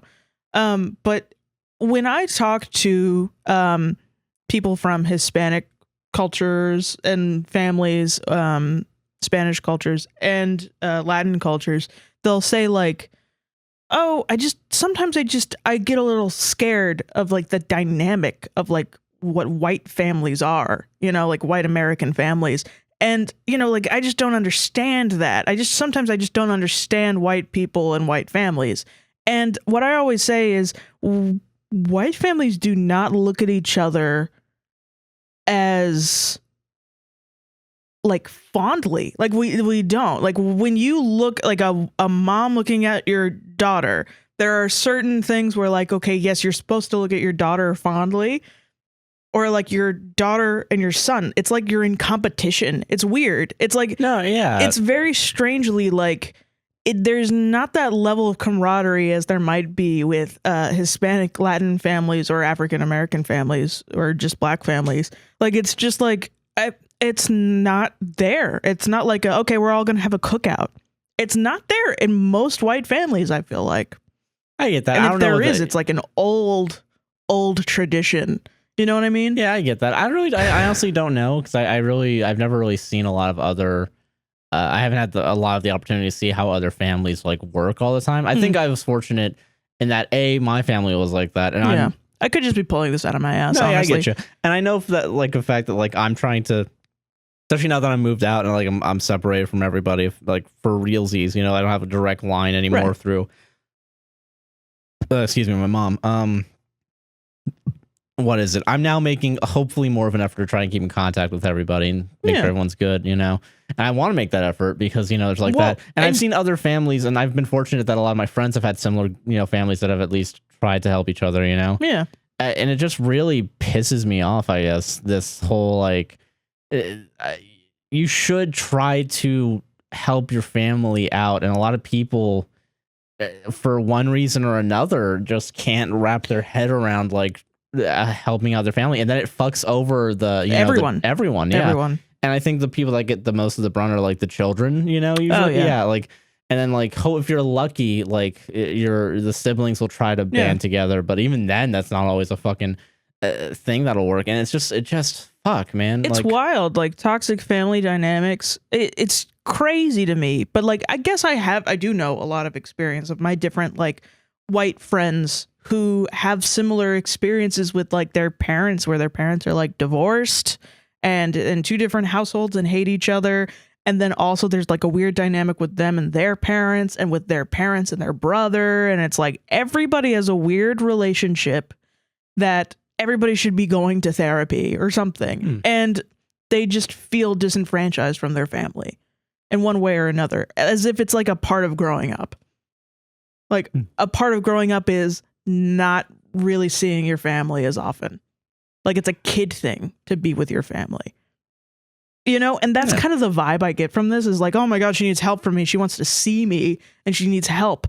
Like she's a kid when in reality, she's an adult that needs help and your family. And you should be the person to, and you have the resources, but you don't want to give them. It's one click away that you can help, and just a couple phone calls and just a couple to your sister not being on the street. And that's how we get to these scenarios where you say that to like any person who has like lived with their grandmother from childhood, and their extended family, or like has a favorite cousin or something.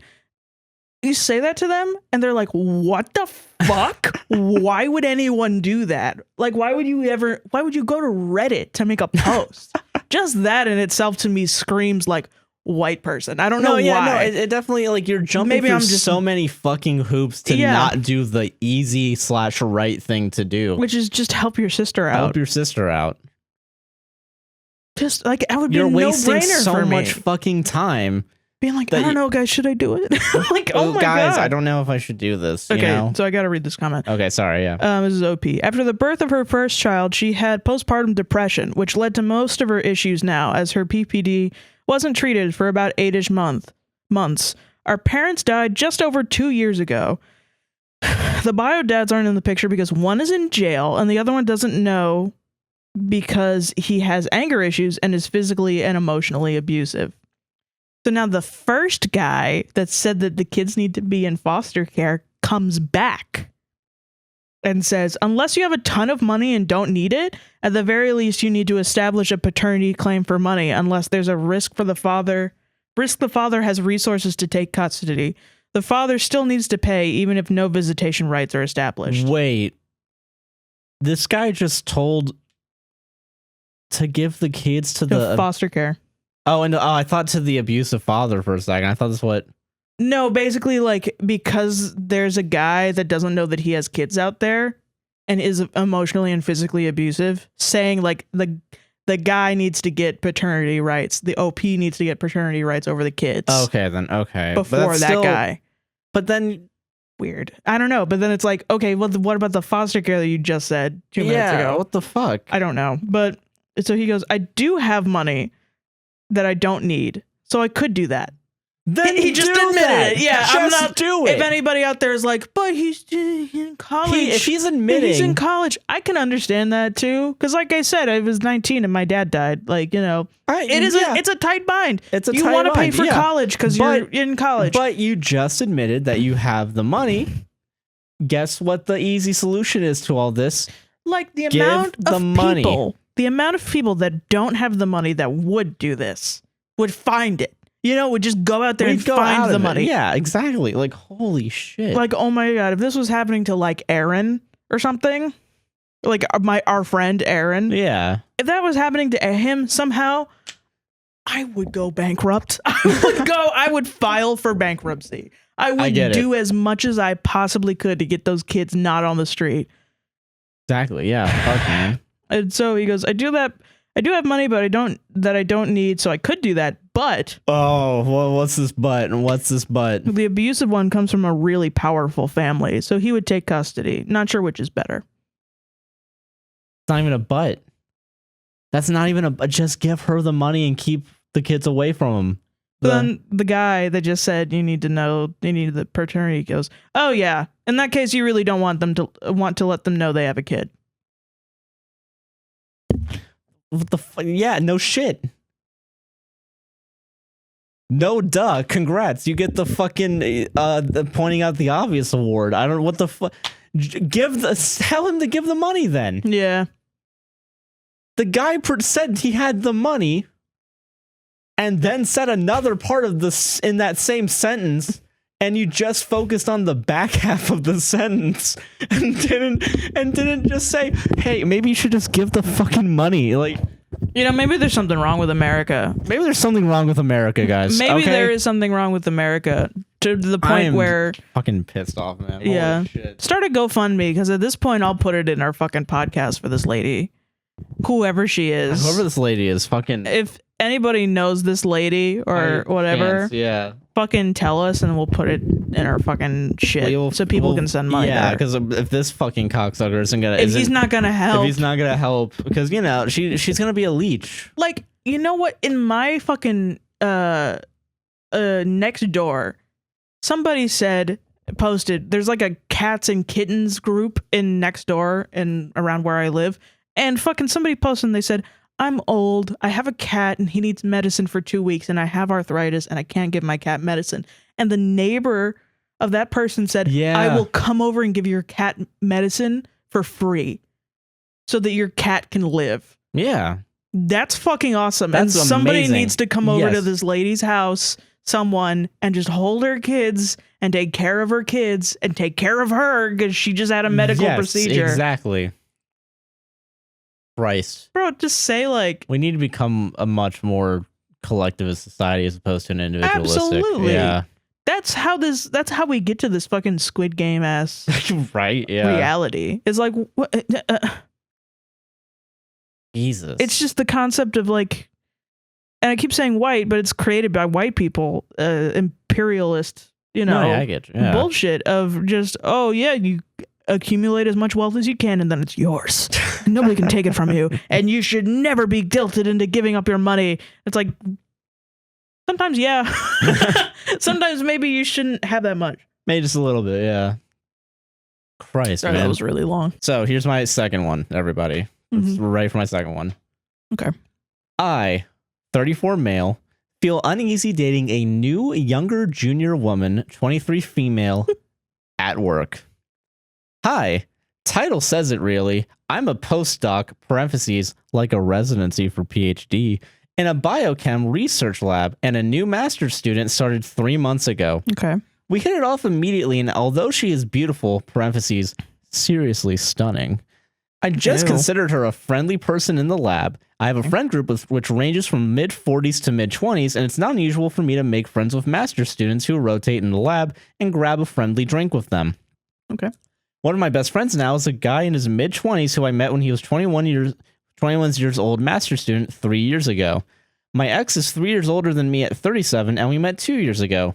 I'm a pretty friendly and social guy with a wide and varied friend group, and I've never felt any generational divide between myself and either my older or younger friends. This new student... That's weird. Yeah, it's a little weird. It's a little weird. That's kind of weird. This new student has been dropping a few hints, and I felt like she was flirting with me in the lab. So this didn't even happen yet? Are you fucking kidding me? I think we're getting there. Hold on. Okay, I'm sorry. For example, one time she said, quote, me and my mother have the same thing where we always go for guys 15 years older than us. Every time I tell her I've met a guy, she says, how old is this one? And then stops and makes extended eye contact with me. There's been a few things like that. She spoke about how she went on a date with a 35-year-old surgeon recently, and that the date was set up by her grandmother. Wow. She's close with her family, and they seem pretty nice. They're used to her dating older guys and universally support her. Okay. Yesterday, she asked if I'd like to grab a drink with her and her friends. At this point, I'm pretty certain she's effectively asking me out. I decide to go with it and see how things go. Well, we flirt pretty hard, and she tells me she's been into me since day one. We make out a bunch, and she suggests I stay the night, and I stay, but we should hold off on sex, which she seems to like. Oh, the next morning, we get breakfast, which was nice.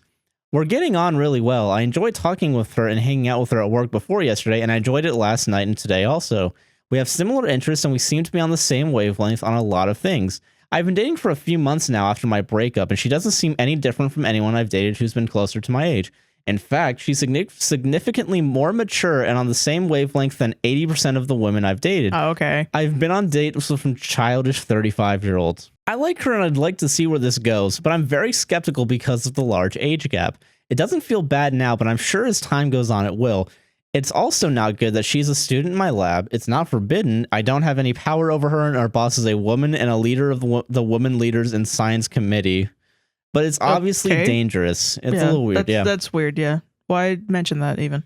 I expect I'll get a lot of, ew, gross, she's a child comments. Okay, you're welcome to your own opinion. It's a free country, you know? Yeah, it's just a number. Free country, yeah. I didn't plan this or groom her. In fact, she noted that she thought I was into her because I was nice and supportive, then felt disappointed when she noticed that actually I'm just nice and supportive to everybody. She's pushed this forward. She's a smart woman who has a close and supportive family, and she's always dated older guys. I think she's a decent person who just happens to like older guys, and I'm a decent person who doesn't normally date younger, but has on occasion and is just trying to figure things out. If she was exactly the same but 27, I wouldn't have had a second thought or fear. I haven't actually asked her age. It felt cliche, and she might even be a little older, but logically, I strongly suspect she is 23. I'm going to take it slow and see how things work out. Does anyone have any advice on what problems may come up and how to address them? Conversations which you think we should have? Things which I should consider? Any advice which anyone would give? Success or failure stories from people in the position to thank you? TLDR. I'm not going to read the TLDR. We haven't seen it. By the way, this has 0 upvotes. Wow. Are people against this? Kind of. People are kind of going in on the age gap, which I'm curious about because so how big is the age gap? So that's my first weird thing about this. Yeah. Because I didn't read the whole post. I just read the titles and I assume they're gonna be funny, but they're never funny. I get that. So he's 34, and we know that for sure. Yeah. And in the title he says 23 female, but he's guessing. So he doesn't even know? Yeah, so because he literally said if she was exactly the same but 27, I haven't actually asked her age. It felt cliche, and she might even be a little older, but logically I strongly suspect she is 23. Okay, I don't care if you're a scientist. In this day and age, if you're a man and you're dating a woman, or you want to date a woman and she looks really young, I don't give a fuck if she's Selena Gomez. Ask for her ID. Ask for some ID. ID her, bro. like get it because you might be fucking a 12-year-old. Yeah. So like, and a lot of the comments are gonna say what I guess I'm saying. Like, yeah, sure, maybe right now it's quote unquote fine to do it, but if she is 23 That's and 11 you're years younger older than me. Ew, yeah, I and hate older that. than me, you can change a lot from 23 to like 25. Like, that's the thing. I think Absolutely. you're probably not gonna get a long-term thing going. Well, so I come from a weird point of view of this because my parents had a 20-year age gap between them. My dad being 20 years older than my mother, and meeting at my dad was 50 and my mom was like 30. I think when they had me. So then knowing each other for a long time before then, when my dad was like 40 something and my mom was 20 something. I'm pretty sure that's how the numbers, I don't know, whatever. Yeah. Who's gonna care? He's dead. No, I'm just gonna be like, that's not true. But no, and that's kind of the point I want to make is like, you got to think about everything when you get into a relationship. You got to think about like all the different stuff. And it's like, it was cool growing up with an older dad because it's like, ooh, he knows stuff about stuff that other dads don't know about. Yeah. But then, he dies. Dads die. That's especially when it's like adopting an old cat. What are you doing?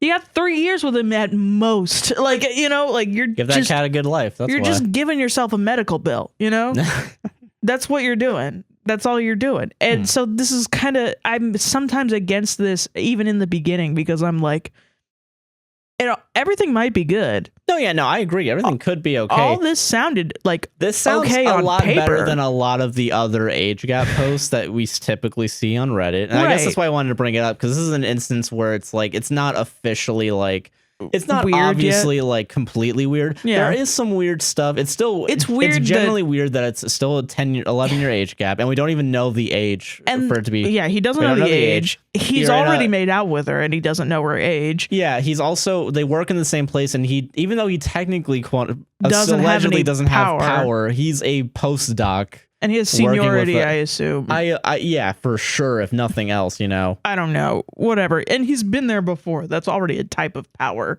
in the workplace. Already having an established reputation with your coworkers. Exactly, yeah. And she's new. There is still a power dynamic going on. There will always be. And then also it's like just the fact, this is usually brought up in these scenarios, that he's 34 and is cool with 20-year-olds is weird. A little bit, yeah. That's weird.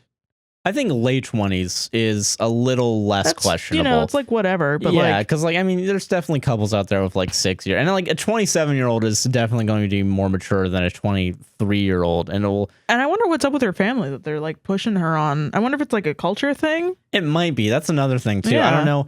There's a lot here that isn't like, I think every single little detail could have its own impact on this. And like, that's where, and I guess my confusion overall.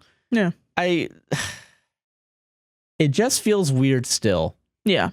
To me, at least. Yeah. And it seems like, but it's weird because it also has a much different feel to it than any other post because this guy doesn't seem like a complete asshole. Yeah. And she was the one that initiated, but I feel like you should probably have some sort of like, he does have some sort of like resistance to it. And that's why he's on. That's good that he has a resistance to it. And he's like, I don't know if I should do this. Yeah. That being said, I don't know. I don't know if you should. I really don't know. I just wouldn't. Because it's risky. It's definitely risky, and like unless it's like completely consensual of it like being like a casual thing. Even if it's still weird. Still weird. But like at least there isn't going to be like some weird like breakup of like, oh, you changed so much between 23 and 24. I think I got to bounce. Well, yeah, it's like yeah. At least it's not like a lying about like being friends with benefits and saying you have feelings for them. And True, then, yeah. You know, like at least it's not. It's like it's a gradient now. I feel like this is one I like. It's definitely more of a gray area than before. It's usually in these scenarios women look at why a 30-year-old is attracted to a 24-year-old or a 23-year-old. It's usually like you can't really date women in your age group, or you don't really enjoy dating women in your age group because they expect more from you. And if you date a 20-something-year-old, usually you're just kind of like just figuring stuff out, you know? Yeah. So and there's not as much to expect with a 20-something-year-old. So it ends up being that you manipulate, knowingly or not, your partner into providing for you when you're a 30-year-old man. Yeah. And you should be doing your laundry, Gary. You should be doing your own laundry. It's not her job. It's not Katie's job. She's 20. You're 30. You should do your own laundry, Gary. Yeah, you should. Yes. You should know how to do it by now. You don't have to bang 20-year-olds to just get your laundry done, you know? Like, your life is a mess. You gotta figure it out.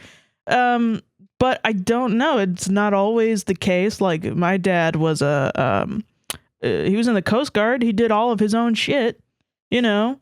I mean, I don't know the dynamic. It's possible that it could have been that way, but as far as I saw, it wasn't like that. Yeah. And, you know, I believe he truly cared for my mom, and my mom truly cared for him. But, like, it was still ended up, I think there were still negatives to the relationship in that fucking, you know, if you have a kid on accident or not, you know, say you don't want kids, but you still have a kid and you decide to have the kid's not going to have that much time with their parent.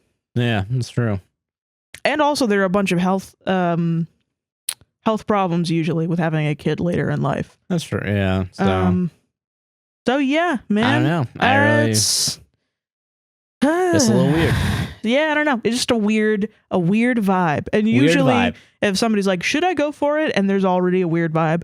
No. Probably not. Probably not. So yeah, that was mine. Let me barrel through this one. Age gap, that wasn't too bad. Age gap, that was... I do think sometimes people are very hasty with, like, any age gap? No, yeah, but shitter. I think at least with the last posts that we've done that have had an age gap, there's a reason why people are like angry about it, and you guys are right on that for sure. Yeah, you're absolutely right. Yeah. And I think sometimes it's a bad idea. I think most times I come from a very idea. Specific point of view. No, I get it. That I'm always going to say age gaps are bad. Okay. I just want to be a centrist for once. Exactly. Yeah. Okay. But yeah. Okay. You got yours. I resent my boyfriend. I resent my boyfriend. This is long, so I'm just going to barrel through it. Okay. Let's go. My 20 male boyfriend and I, 21 non-binary, have been together for 3 years. We went to the same high school. I was a grade above him, but didn't actually get together until my senior year. Us being a grade apart, I really didn't know too much about him other than he was dating a friend. We both ended up single in 2018 and hit it off as friends with benefits. And eventually, we ended up together. He asked me. Ooh. A little while into dating, we talk about our body counts. His is 2, including me, and mine is 8, including him. This surprised him a lot because I'm not much older than him, and I was in a pretty long relationship, so he assumed I'd only been with one person. Womp womp. Took this as he missed out, and he felt the need to catch up. Hell yeah, brother. So he left me. Yeah.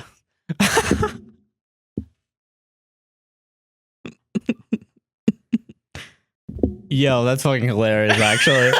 Dude, he just fucking upped and bounced. I had another one that was like kind of sad, and I saw this one, and I was like, never mind. Dude, I'm doing this one. He did some subtraction. He 2, 8, 6. I gotta get 6 pussies. I gotta get 6. It's so much. They only broke up for 6 days. One woman a day. Did I call it? No, well, not exactly that. Don't. I was very hurt, but I honestly just played it off as me being angry and disappointed. This couldn't be further from the truth. I cried almost every night. I had nightmares. I cried at work. It was awful. I just felt so shitty to be left over something I did when I didn't even know him.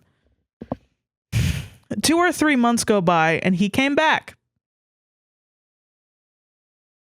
He says he didn't sleep with anyone, but I don't really believe him.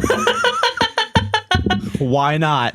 After seeing some messages between him and his best friend, he did tell me about the girl, but he says it never went anywhere, but there's just a lot of evidence that goes against that. I think he just doesn't want to upset me. When he first told me about her, I started shaking, and he cut the conversation short.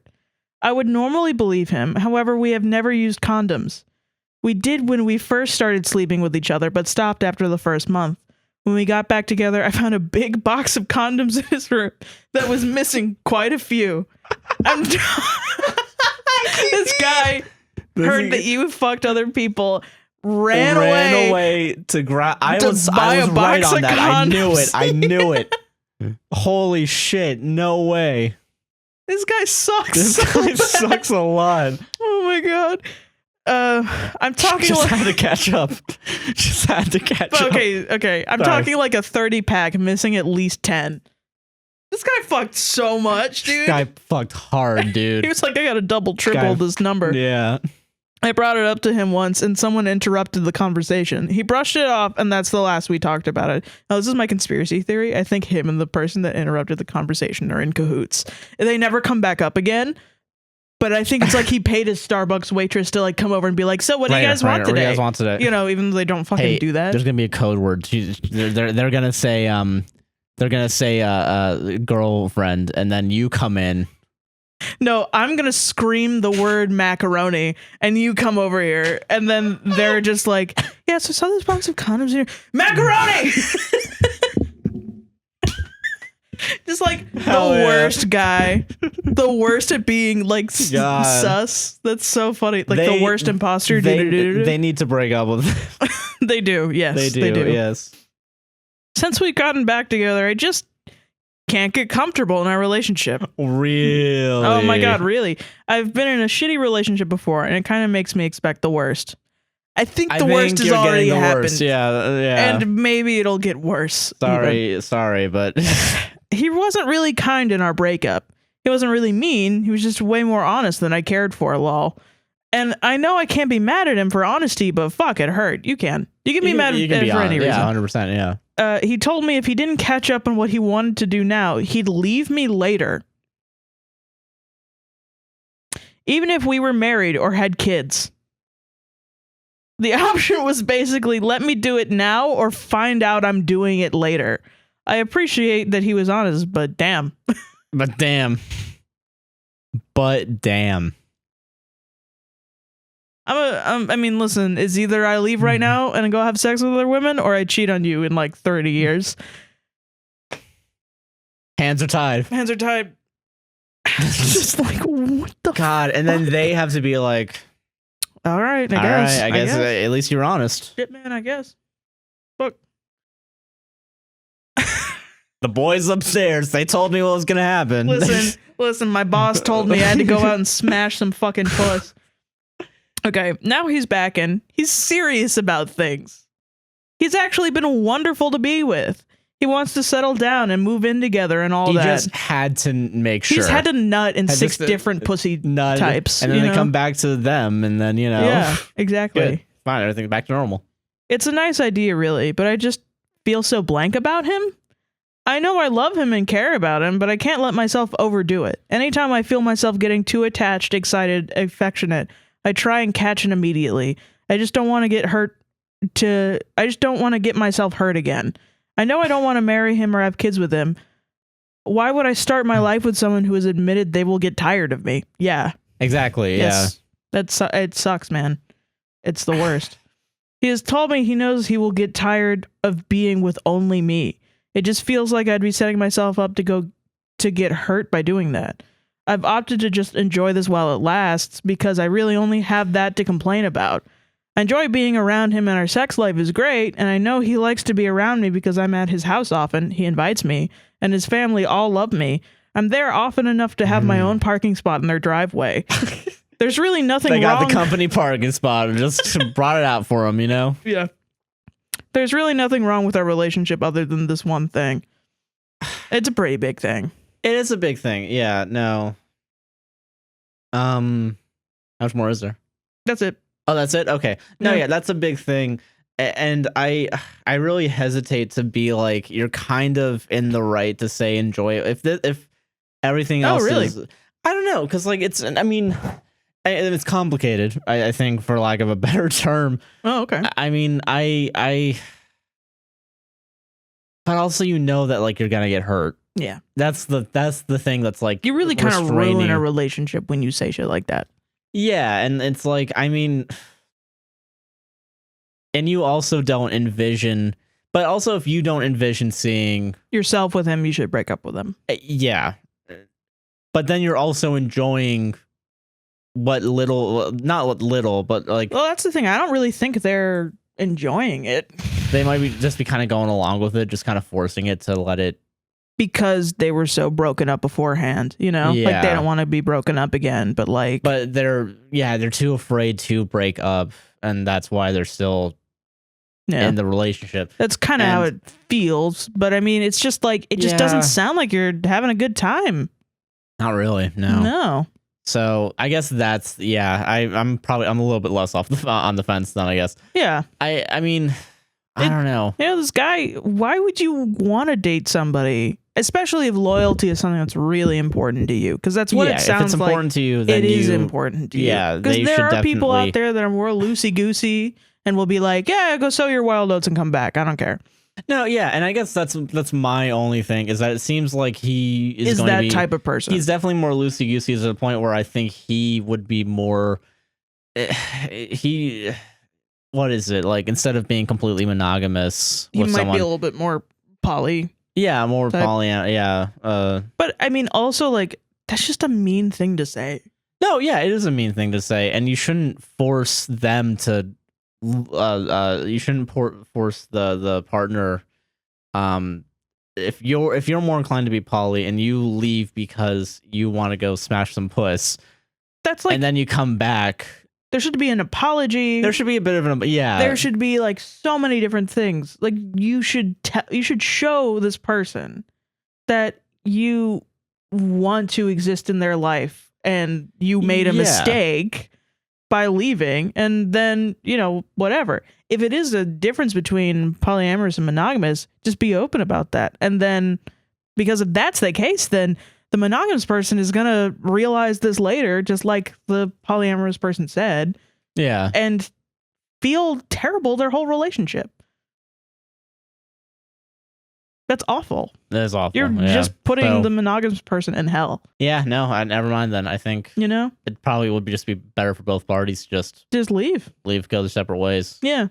And Maybe it's- be friends, if anything, because if you guys do I mean, enjoy you each know. other's company, that always depends on if it really impacts emotionally one person or another, you know what I mean? yeah. So I mean, I don't know, or Sometimes you give can, it sometimes you an can't. actual breathing period where you both can do your own thing and it's mutually agreed upon. But like, this is another thing where I want to ask you, you know, Yeah. because I know I've definitely had this fear, the fear of this guy, this guy. that I'm secretly dating this guy. That's just like, oh, you got more puss than me, and like, you know, it just like runs away and like goes out and just like all of a sudden, you know, I feel like it's a commonish fear, and it's a fear for me because I'm insecure about myself. But like to just wake up one day and be like, man, I really want some other pussy. I guess I'll just leave Bye bye. and go get some pussy. Like it's something at a store, you know? Oh no, yeah, no, I get that. Yeah. But I guess the thing that I think about is like How do you take this problem? You know? Like, what's your feeling about this? You my know, feeling about this, this issue. because I guess as someone who you're pretty much my body count. You're you're I'm the only one. and only. I guess my thing is, I guess there's a lot of factors to this. I've had a lot of failed relationships beforehand, and I wasn't doing well on Tinder, and you know, I got emotionally manipulated, and someone they emotionally cheated on their significant other with me. Yeah. You know, so I wasn't really doing the best. you know how it is. But I guess my thoughts about it now is like I just feel fortunate to be in a healthy relationship with someone I can vibe with, you know? Right. And I guess that's why I don't have this fear of like I'm never going to fuck another pussy again because I Right. have a pussy here, you know? I'm you know, like I don't know, like shit. Yeah. Like, if I really want something that's different, I'll jerk off with my left hand or something. You know, like Yeah, we'll get a sex toy or we'll something. get a sex toy. Yeah, I You know? have there's a double-ended fleshlight in here somewhere. Yeah, fuck If it. I'm really like Just get kinkier, you know. just get kinky, yeah. But I'm like, you know, it's so interesting to me the difference between that type of thinking and this type of thinking. I'm just gonna bounce I'm just gonna leave. for like 2 months. I'm gonna go to Amsterdam, just plow a bunch of bitches. What is with you in Amsterdam? Yeah, that's Damn. where all the prostitutes are. That's where all the- I guess so. Damn, shit. But, you know, it's just like, that's so wild to me. I don't know. It's just wild that this guy was like, okay, see ya. Bye. Bye. Like, that's such a, you really I'm also don't thinking think about that. Amsterdam because of the travel guy. And that's the reason why he wants to travel. That was in my head. Oh, yeah. Yeah, but no, like fucking, yeah, no, that's shitty, actually. Yeah, that's It's really pretty shitty to yeah. just bounce and come And- back and be like, nothing happened. Yeah, just to expect there to be Also nothing. to lie and like hide the fact that you went and pounded a bunch of. Yeah, that's the lying of also that bitches, we yeah. haven't really talked about that much. He is just lying. Just why are men? Why are men? Why are they? Speaking of why are men, we have a listener submission. All right, everyone. Before we do that, this is gonna be for both the podcast and the TikTok, a separate TikTok. Yeah. So we finally have been getting a lot of requests for people to Submissions. asking us how to submit in stories. Yes. Which I wasn't expecting this soon, guys. Help, you know. Yeah. So we have a couple places that you can submit stories. We have an email at apodcastwillsavethis@gmail.com. Yep. We have a Twitter page where I've opened up DMs. Yep. It's APWSTR on Twitter. Pretty much everywhere our DMs Yep. are open. TikTok DMs are open at APWSTR. and we And don't get a lot of DMs. So give us fix so that many. for Give us. us all. Yeah. It's not like, oh my gosh, they get so many DMs. No, we don't. They'll We never will see probably our see it. DM. No, like Yeah. we read everything. As well as on Instagram at a podcast will save this. Yeah. And you can submit stories there. You can upload a Google Doc and Yeah. you Send us a know, something- PDF. Send us bro. a PDF. Yeah. Send us a court order of your. Send it. Serve us with. Fax us your stories with our local number. No, but Bro, that'll somebody be comes to our house and says you've been served, and it's a Reddit post that we need to read. It'd be so yeah, we funny. just got served some fucking facts and logic, Damn, dude. it's great. But yeah, so Fax, no printer. this is a listener submission, guys. We got it. We got an email. It's about poop, which I'm It's excited about. poop. This will be a fun one Yeah. because this is gonna lead to a fight between me and Sarah. No, I'm just kidding. Can you imagine? This is like the thing that breaks. That would be really fun. That's the thing that breaks us up. The first listener submission. So yeah, this is from Kelly. Thank you, Kelly. Thanks, Kelly. And I'll send them a message letting you know that it's officially in the podcast. Hell so yeah. Congrats, Kelly. You're the first. Congrats, Kelly. You're the reason why this podcast is so damn long. And this is also our first Am I the Asshole? Oh, We've been yeah, trying to we avoid haven't done Am I the we've been trying to Assholes. avoid Am I the Asshole because I know every fucking podcast does it. Yeah, we don't want somebody to say that we're like any other podcast. So this is our first Am I the Asshole? Yes. Excited. Am I the asshole for harassing my boyfriend about his sociopathic bathroom habits? Personal story. This sounds already. So already, if you're saying your boyfriend's a sociopath, you're losing a little bit of points, just a little. Okay, all right. Okay. No, I Okay. don't know. My name is Kelly, 21 female, and recently I learned that my live-in boyfriend, 22 male, shits with the toilet seat up. After What? learning about this shocking discovery, I've been questioning whether I'm actually living in some sort of fugue state fever dream. What's worse is that I also learned that I used to take his shirt completely off in public restrooms. And what's even worse than that is that he That's got awesome. completely naked to shit while at home. What the fuck? Parentheses, he does neither now, thank God. This guy's dope. I kind of fuck with this. What the fuck? Needless to say, the amount of jokes I have been making has been endless, and frankly, I just don't understand why the idea of dropping the kids off at the pool is so complicated or Very good. frustrating Yeah. that you'd need to strip down. Besides trying to puzzle out that Really? mystery, I've also been begging him on the verge of demanding that he stop torturing himself and make fudge with the seat down instead of bouncing on the rim like an animal. Maybe I'm looking is too weird. deeply into this, and if he's happy with his situation, I shouldn't pry, but I just feel he's doing himself such a disservice, and I want him to see the light. Should I let go? How do I get him to see what an error he's making and give into the level of relaxation that comes with the seat? Side note, I am very pregnant with his baby, so maybe my fixation on this is hormonal. Our relationship is great, and he takes my teasing in stride as he's trying to make fun of me for too. We are truly best friends, and I love this man to death. This is just so odd. I'll also get some initial questions out of the way. That's good, because I would have probably had some of these. Okay, sweet. Question 1. Why? With 5 question marks. Answer. I feel like the seat is restrictive to the bowl. The hole is too narrow. Question. How long? At least 10 plus years.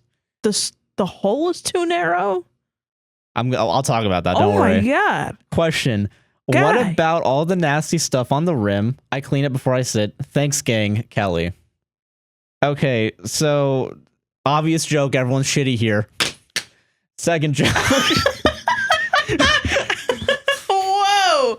Have you been holding that in for like days? No, I just came up with it now because if I had thought about that for days, I'd be dead right now because I shouldn't have to think of that joke for days and pretend like it's the best joke ever, like it's the fucking Monty Python sketch Josh, where they make the you should have thought of it as soon as you read this. No, I didn't think about that because I wasn't thinking, I'm on camera right now, I gotta make a joke about this. Okay, fine. That's my thing. Holy shit. So I want to tell your boyfriend, go to a doctor. Like there's something going on. That's literally what I thought too. My first instinct is if you have to take listen, I think we can all agree that there have been times in our life where we've had to be shit naked. Oh, there absolutely. are times where if I'm having the worst shit of my life, I will go out of my way, take the goddamn shirt off because I am sweating up a storm here. Yes. It's going to be bad. Yeah. You need to see a doctor if that's every single shit. Yeah, if that's every single time. Every single shit. I mean, maybe you're comfortable. The hole is too narrow? Like, is your shit like splattering like it's a fucking, or do you just have a really small toilet? I will say there have been times where I've what is it, not that I've had to go this far, but like I will say at your old place, your toilet was small. It was okay. I've remembered this now because I remember at my old house we had. Because when I was at your house, I was here on the floor. Like I was like, damn. Yeah, I was like, shit, I should have got you like a squatty potty or something. That's another thing. Okay, if you're going to commit to not using the rim, you might as well just squat at that point. Maybe that's what he's doing. I think that's what he's doing. I assume that's what he's doing. He's putting his bare ass on the rim that doesn't have the cover over it. Yeah, you could buy another cover. That is true. That has more of a hole. That is true, and that would probably be more comfortable. Another thing too, maybe I assume this isn't what it is, but there are places where squatting toilets are kind of like the norm. Oh yeah. So maybe he somehow is used to just squatting, and I think maybe it could be one of those things where like you saw it on TV. And as a kid, you just started doing it. You just start fucking doing it. And then you just, whatever. I don't know. I'm not going to speak for your boyfriend. But like, if it really is like his shits are so big and so either large or just loose and could go anywhere, he does need to go to a doctor. Yes, no, for sure. That is an actual thing. I want to say this. I know this from experience because I'm the poopinest girl who ever lived. Like, I'm just always fucking pooping. Josh knows this. Yes. I'm always pooping. I think you pooped like 2 or 3 times today before we did this podcast. And it's like within maybe 10 minutes of each other, my poops. Yeah. Like, to be fair, we did eat Domino's last night. So I mean, maybe that, and Taco Bell 2 nights ago. Yeah. I eat like shit and then I poop a lot. Yeah. Like a lot. I poop a lot. And I will sometimes a shit is just so dramatic that you got to take your clothes off, and if you're also like, okay, hold on. It fits the vibe of the poop. Not every only that, poop has a different vibe. But like, okay, if you're still sitting on the toilet on the rim, right? If you're still sitting on that rim toilet, right? Yeah. There shouldn't be a reason that you have to clean off the rim every time you have to go and sit down. So I think there is something wrong because if the poops are so messy, Or is he not aiming? Is he treating shitting like pissing, but instead of facing forward? I feel like you don't have to aim when you shit, other than in the bowl. But what if he does, though? That's my point. Okay, so like, what if his shit is so loose that he has to fucking... He has to be as close to the bottom of the bowl his ass and then just... You know what I mean? Like a Gatling gun going into the toilet. I'm curious. I know you gave me questions. I have more questions. Yeah, we have so many more questions. Okay, wait, hold on. So, like, okay. I will say it's weird to take your shirt off in public restrooms if you're, like, at a urinal. I think that's hilarious. I think this guy is awesome for doing that. Does this guy go to, like, sports games or something and he has, like, the paint on him, too? Fuck yeah, dude. Like, oh, my God. That's a cool thing. That's just a plus for your boyfriend. Yeah, so like, I mean, but part of me is I don't know why, but it is. No, yeah, part of me is also like, if he's just like vibing, like, I don't know why to stop the vibe of yeah, why stop the vibe? A weird shit. I mean, that being said, I also want to real quick, I want to make a point that it's not just because you're pregnant. This is weird. It is weird. No, it is weird. Like, yes, don't think that. Don't worry. No, do not worry. I mean, put your insecurities at rest. It's a little weird. Yeah. And that being said, it's weird, but like, it's not like killing anyone. I mean, right? Yeah, but like, I mean, because we all live in a society, Joker. Like it's we do. Yeah, we live in a society, Joker. I think there's been as someone who was accidentally sat on like the rim of a toilet, I feel uncomfortable doing it. Maybe he just doesn't like the feeling of having too much room on a toilet. I don't know. Well, I think the point is that it's not enough room. He doesn't want to like shit all over the toilet seat. I think that's what it is. I think he just has really loose poops. And if that's the case, call a doctor. Call a doctor. Call a doctor. I'm worried about you. Go to a university school, go into a public toilet and have a bunch of med students watch and figure out what's wrong with you. Yeah, like go in and make the worst noises ever. Figure out. Just like go in and just be like, oh my God. Like scream, yeah, scream in the fucking, you'll have 6 doctors. Yeah. Tending to your every need. Yeah, part of me is just like, maybe he's just comfortable with this, I think so. If he's been doing this for 10 years. That being said, have you been taking your shirt off every single poop, like from the beginning? Like from when you were a child, would you just take off your shirt? Maybe, yeah. Okay. Is that like a thing? Now I guess we have to, because now we're talking about a specific person. They're for sure going to listen to this. This is for you guys. This is for you. I really want to know. Give it a chance. Just if the person that sent this in is listening to this, hand this to your boyfriend. This is the part of the episode where you hand this over to your boyfriend. So that's what you got to do. Get out of here, women. Women not allowed during this segment. This is for boys only. Watch it together. Watch it together. Whatever. Yeah. Why can't we have segregation? We got what? Of the not genders. Okay. Josh, get out. Josh, come on. Get out. Come on. Josh, get out. All right. So hand this over to your boyfriend. So yeah, no, but like, okay, so like, what the fuck is going on? Yeah, what's going on, bro? Like, I mean, is this something that like that is an issue? Do you have IBS? Just know it? Listen, and you're just like, this is how you're comfortable with dealing with it. But like, why wouldn't you tell your pregnant girlfriend about this medical issue that you have? Do you want your kid to be like you in that aspect of shitting with an uncomfortable thing? If it's not that bad, who cares if there's another toilet shitter out there like this? 1 becomes 2, becomes 4, becomes 8. Yeah, and then we gotta stop this. There are dozens of us, Yeah. I mean, I don't know. Like, I mean, guy, if it's that uncomfortable, if it's an uncomfortable thing that you have to take your shirt off, see a doctor. If you're comfortable with it, cool, whatever. But this is how you give it a try. Just leave the t-shirt on. Maybe it's not gonna get shit on it. Maybe probably. Do I don't know. you enjoy the primalness of having to shit, squatting, and just getting into monkey, like going monkey? Reject. Are you reject maternity? Go back to monkey. Yeah. Are you one of those guys that like saw the Death Grips thing and read the interview where they're like, we put our penis on the album cover because it felt very primal, and you felt something like that, but instead of Josh, Josh is describing himself. And so because of that, you decided, oh, you know what? I can't do that. But isn't there like a thing where like you take off all your clothes and then you go and like squat in the shower like a monkey and you feel primal? Okay, we're going to look this up now. All right, we're going to Google this. We're going to see how weird this is. I think that's a thing. And like you go and you do that and you just like feel like you're connected to like your monkey ancestors. Do you think primal shitting's going to bring up any results or no? Dude, what if it's a whole subculture? What if you stumbled onto like, what if this boyfriend Wait, okay, so doesn't know and there's like a whole subculture about it? We could help you find your people. all right, guys, this is from Bort on Urban Dictionary. Fuck yeah.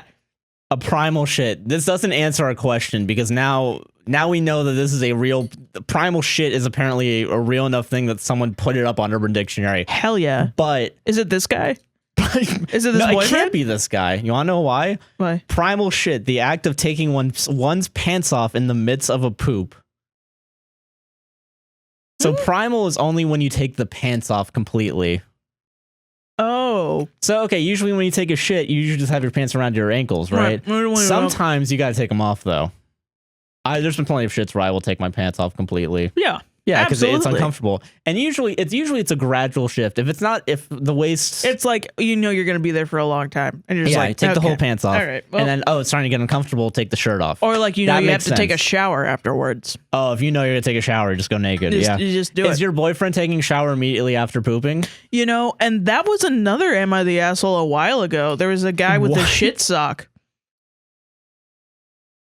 Be grateful you don't have a shit sock. Yeah, be grateful You know what? your That's- boyfriend does not have a shit sock. It was basically like he would buy a new pair of socks, a new thing of socks, then he would go shit and then put the sock over his arm and then wipe himself and then throw the sock away. Gross. That's weird. Yeah. That's weird to Yeah. me. And then one day his girlfriend found all of his shitty socks. There's more than one. Yeah, he has to buy a new pair of socks. I'm He gonna throws kill them myself. out. Oh my god. Yeah. Wow. Never That was mind. a very famous Am I the Asshole? I forgot. I don't look at Am I the Asshole, so I never see I these. follow the Am I the Asshole Twitter. Yeah. Excuse me. Farted. Just farted. Really Excuse loudly. us while we both go shit now. We go shit now. Yeah. We're talking about shit makes me really want to shit. I think this is cool. Yeah, no. I don't know why. But also, you're not the asshole. Don't worry. I really vibe with this. I don't know yeah, why. I don't know why you frame this as am I the asshole. I guess that's just a common way to put it. No Yeah. one's an asshole here. Yeah, no one's an Except for asshole. your boyfriend's asshole, because it's pooping. No, yeah, no, But no, I kind of vibe. And I mean, if you guys are joking about it, Bro. like unironically, you guys are cool. Like- If you guys love each other to the point where you're both joking about Yeah, it, yeah, absolutely. that's good. But you both yeah, are awesome. But sorry. like at the Third Eye Blind concert in the middle of Semi Charmed Life, and you're just like, I gotta go take the biggest fucking shit. Imagine how that feels going to the bathroom, get in there, only one there, middle stall. Get in there, middle fucking stall. Take off your Take shirt. that fucking shirt. Put the toilet seat up, fucking squat Hold on on. the edge, and just absolutely shoot it off. You know what I mean? Like that's so. Hold on, wait. oh. Hold on. I don't hold know on. why I vibe with that so hard. So, all right, this is me at the Third Eye Blind Are you concert. gonna take your shirt off right now? I'm gonna take off this shirt. Okay. So going in, you know, because I would be wearing this flannel at the Third Eye Blind. You actually It would is a be. 10 out of 10. Yeah. Got him. I'm pissing, holding my hand. I'm holding up my shirt up. Oh, you're holding up your- I want something else to get me through this semi-child kind of life, baby. Oh my god. And you just take the biggest fucking shit. Yeah. Like, you know, sometimes you take such a big shit No, you have to. Yeah. that you like, it almost feels like you're like, oh yeah, This is a good one. this is, like it makes completely you get it. feel like, oh, yeah. So our advice is also maybe you, the Kelly, The girlfriend, maybe you should try it. maybe you should do all of those. Give it a try. Fuck Give it a try. It's a free country. Have you tried it? Have you tried? Have you tried? Have you tried it yet? He might have found the perfect way to shit. Or just buy a squatty potty, or like if it's a comfort thing and it's not just like that the hole is too small. Or both. If it is Oh, a yeah. comfort thing, go get a bigger hole size Get a bigger hole. top, get the squatty potty, and then also get like the furry rim that your Oh, grandma yeah. has. For That's a sure, good every one. That's a grandma good has one. this shit Yeah. where you Get put a it over memory the top. foam. Get a memory foam fucking thing. Yeah, do it. That's Yeah. our advice. Yeah. Not the asshole though. Not the asshole. You guys are joking about it, you're having a good time. That's yeah, you're good. both great. And you listen to our podcast. I don't care You what you can't say. be an asshole You if you can't be an listen to our asshole if you're right podcast. into our podcast. Especially if we say you're the asshole, you'll never listen again. That's true. Yeah. Somebody could be like, I murdered a man. Am but I you the guys asshole? listen I'll to be our like, not podcast. the That's asshole. fine. We will be unbiased in your Am I the Asshole post, though. Don't worry. If you say something Nope, crazy, I'm not gonna be. I'm gonna fucking go in. No, I'm not gonna be biased. Anyway, send us your. I will be biased. Send I'm us sorry. in your relationship things you need advice on, or Am I the Asshole? Any stories, and we'll talk about them. Yeah. And we'll get to the bottom of it. We are Absolutely, we're detectives. We're detectives. I'm a detective. Josh, what do you want to plug? Because I really actually have to go shit now. I have to shit now too, actually. All right, so my name is Joshua Chinland on Twitter, on YouTube, Joshua Chinland, a guy named JC on Twitch. And podcast will save this on Instagram, APWSTR on TikTok, APWSTR Productions on YouTube, and we're available where all podcasts are. What's the and Twitter, APWSTR. Okay. And I think a podcast will save this on Facebook group. Eventually. Facebook page. It's not going to be a group, don't worry. No, we already have one. Well, it's going to be a page, not a group. We already have a page. A podcast will save this. No, okay, then yeah, never Yeah, mind. Jesus. You can follow me on Twitter at SQUINTON271. That's SQUINTON271. And on Instagram at SQUINTON27. Cats are trying to fucking get in. Oh my god. And also, we have a Buy Me a Coffee if you want to support us months early, and we also have a Patreon. It's $1 a month, and you get episodes early and without ads, and also maybe extra content some sometimes. I don't exclusives, know. yeah. Like once a month, we get an extra video. Yeah. I don't know. Maybe even not even that. Fuck you. Whatever. And thank you so much for listening. We've gotten so many people fucking listening. It's so awesome. It's awesome. We love you all very much. Thank you all for guys. supporting us. Yeah. You're all the best. Love you guys. You guys are Bye. the best. Bye. Love you.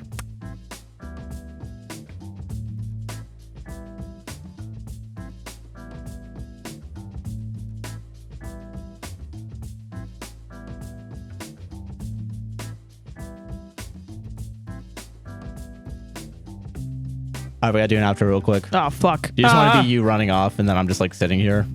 I thought you have to shit too. Well, yeah, but you have to shit more. I still have to go turn everything off, so I'm still gonna be out here while you go in and take a shit, you know? Damn. So, like, our shit wasn't, like, as serious as I thought it was? Well, I mean, your shit looks serious. You're like stomping your feet right now. Yeah, it's very serious. Then go shit, and But I'll I'm find a more way to. upset. I'll find I'm a more way to do an upset. outro. that you lied about how serious your shit was. Well, I gotta pee, and I do need to pee really badly, but I can hold in my pee for like That's 1 second. fucking different. Go shit, Sarah. Just go take a shit right now. Get off the fucking set. Get off the fucking set, Sarah. I'm a feminist. Don't tell me what to do. Get off the goddamn fucking set. I will swear to fucking turn off this microphone right now. God. Get on, do it. Fucking swear to God. I swear to fucking God. Sarah. I swear to God.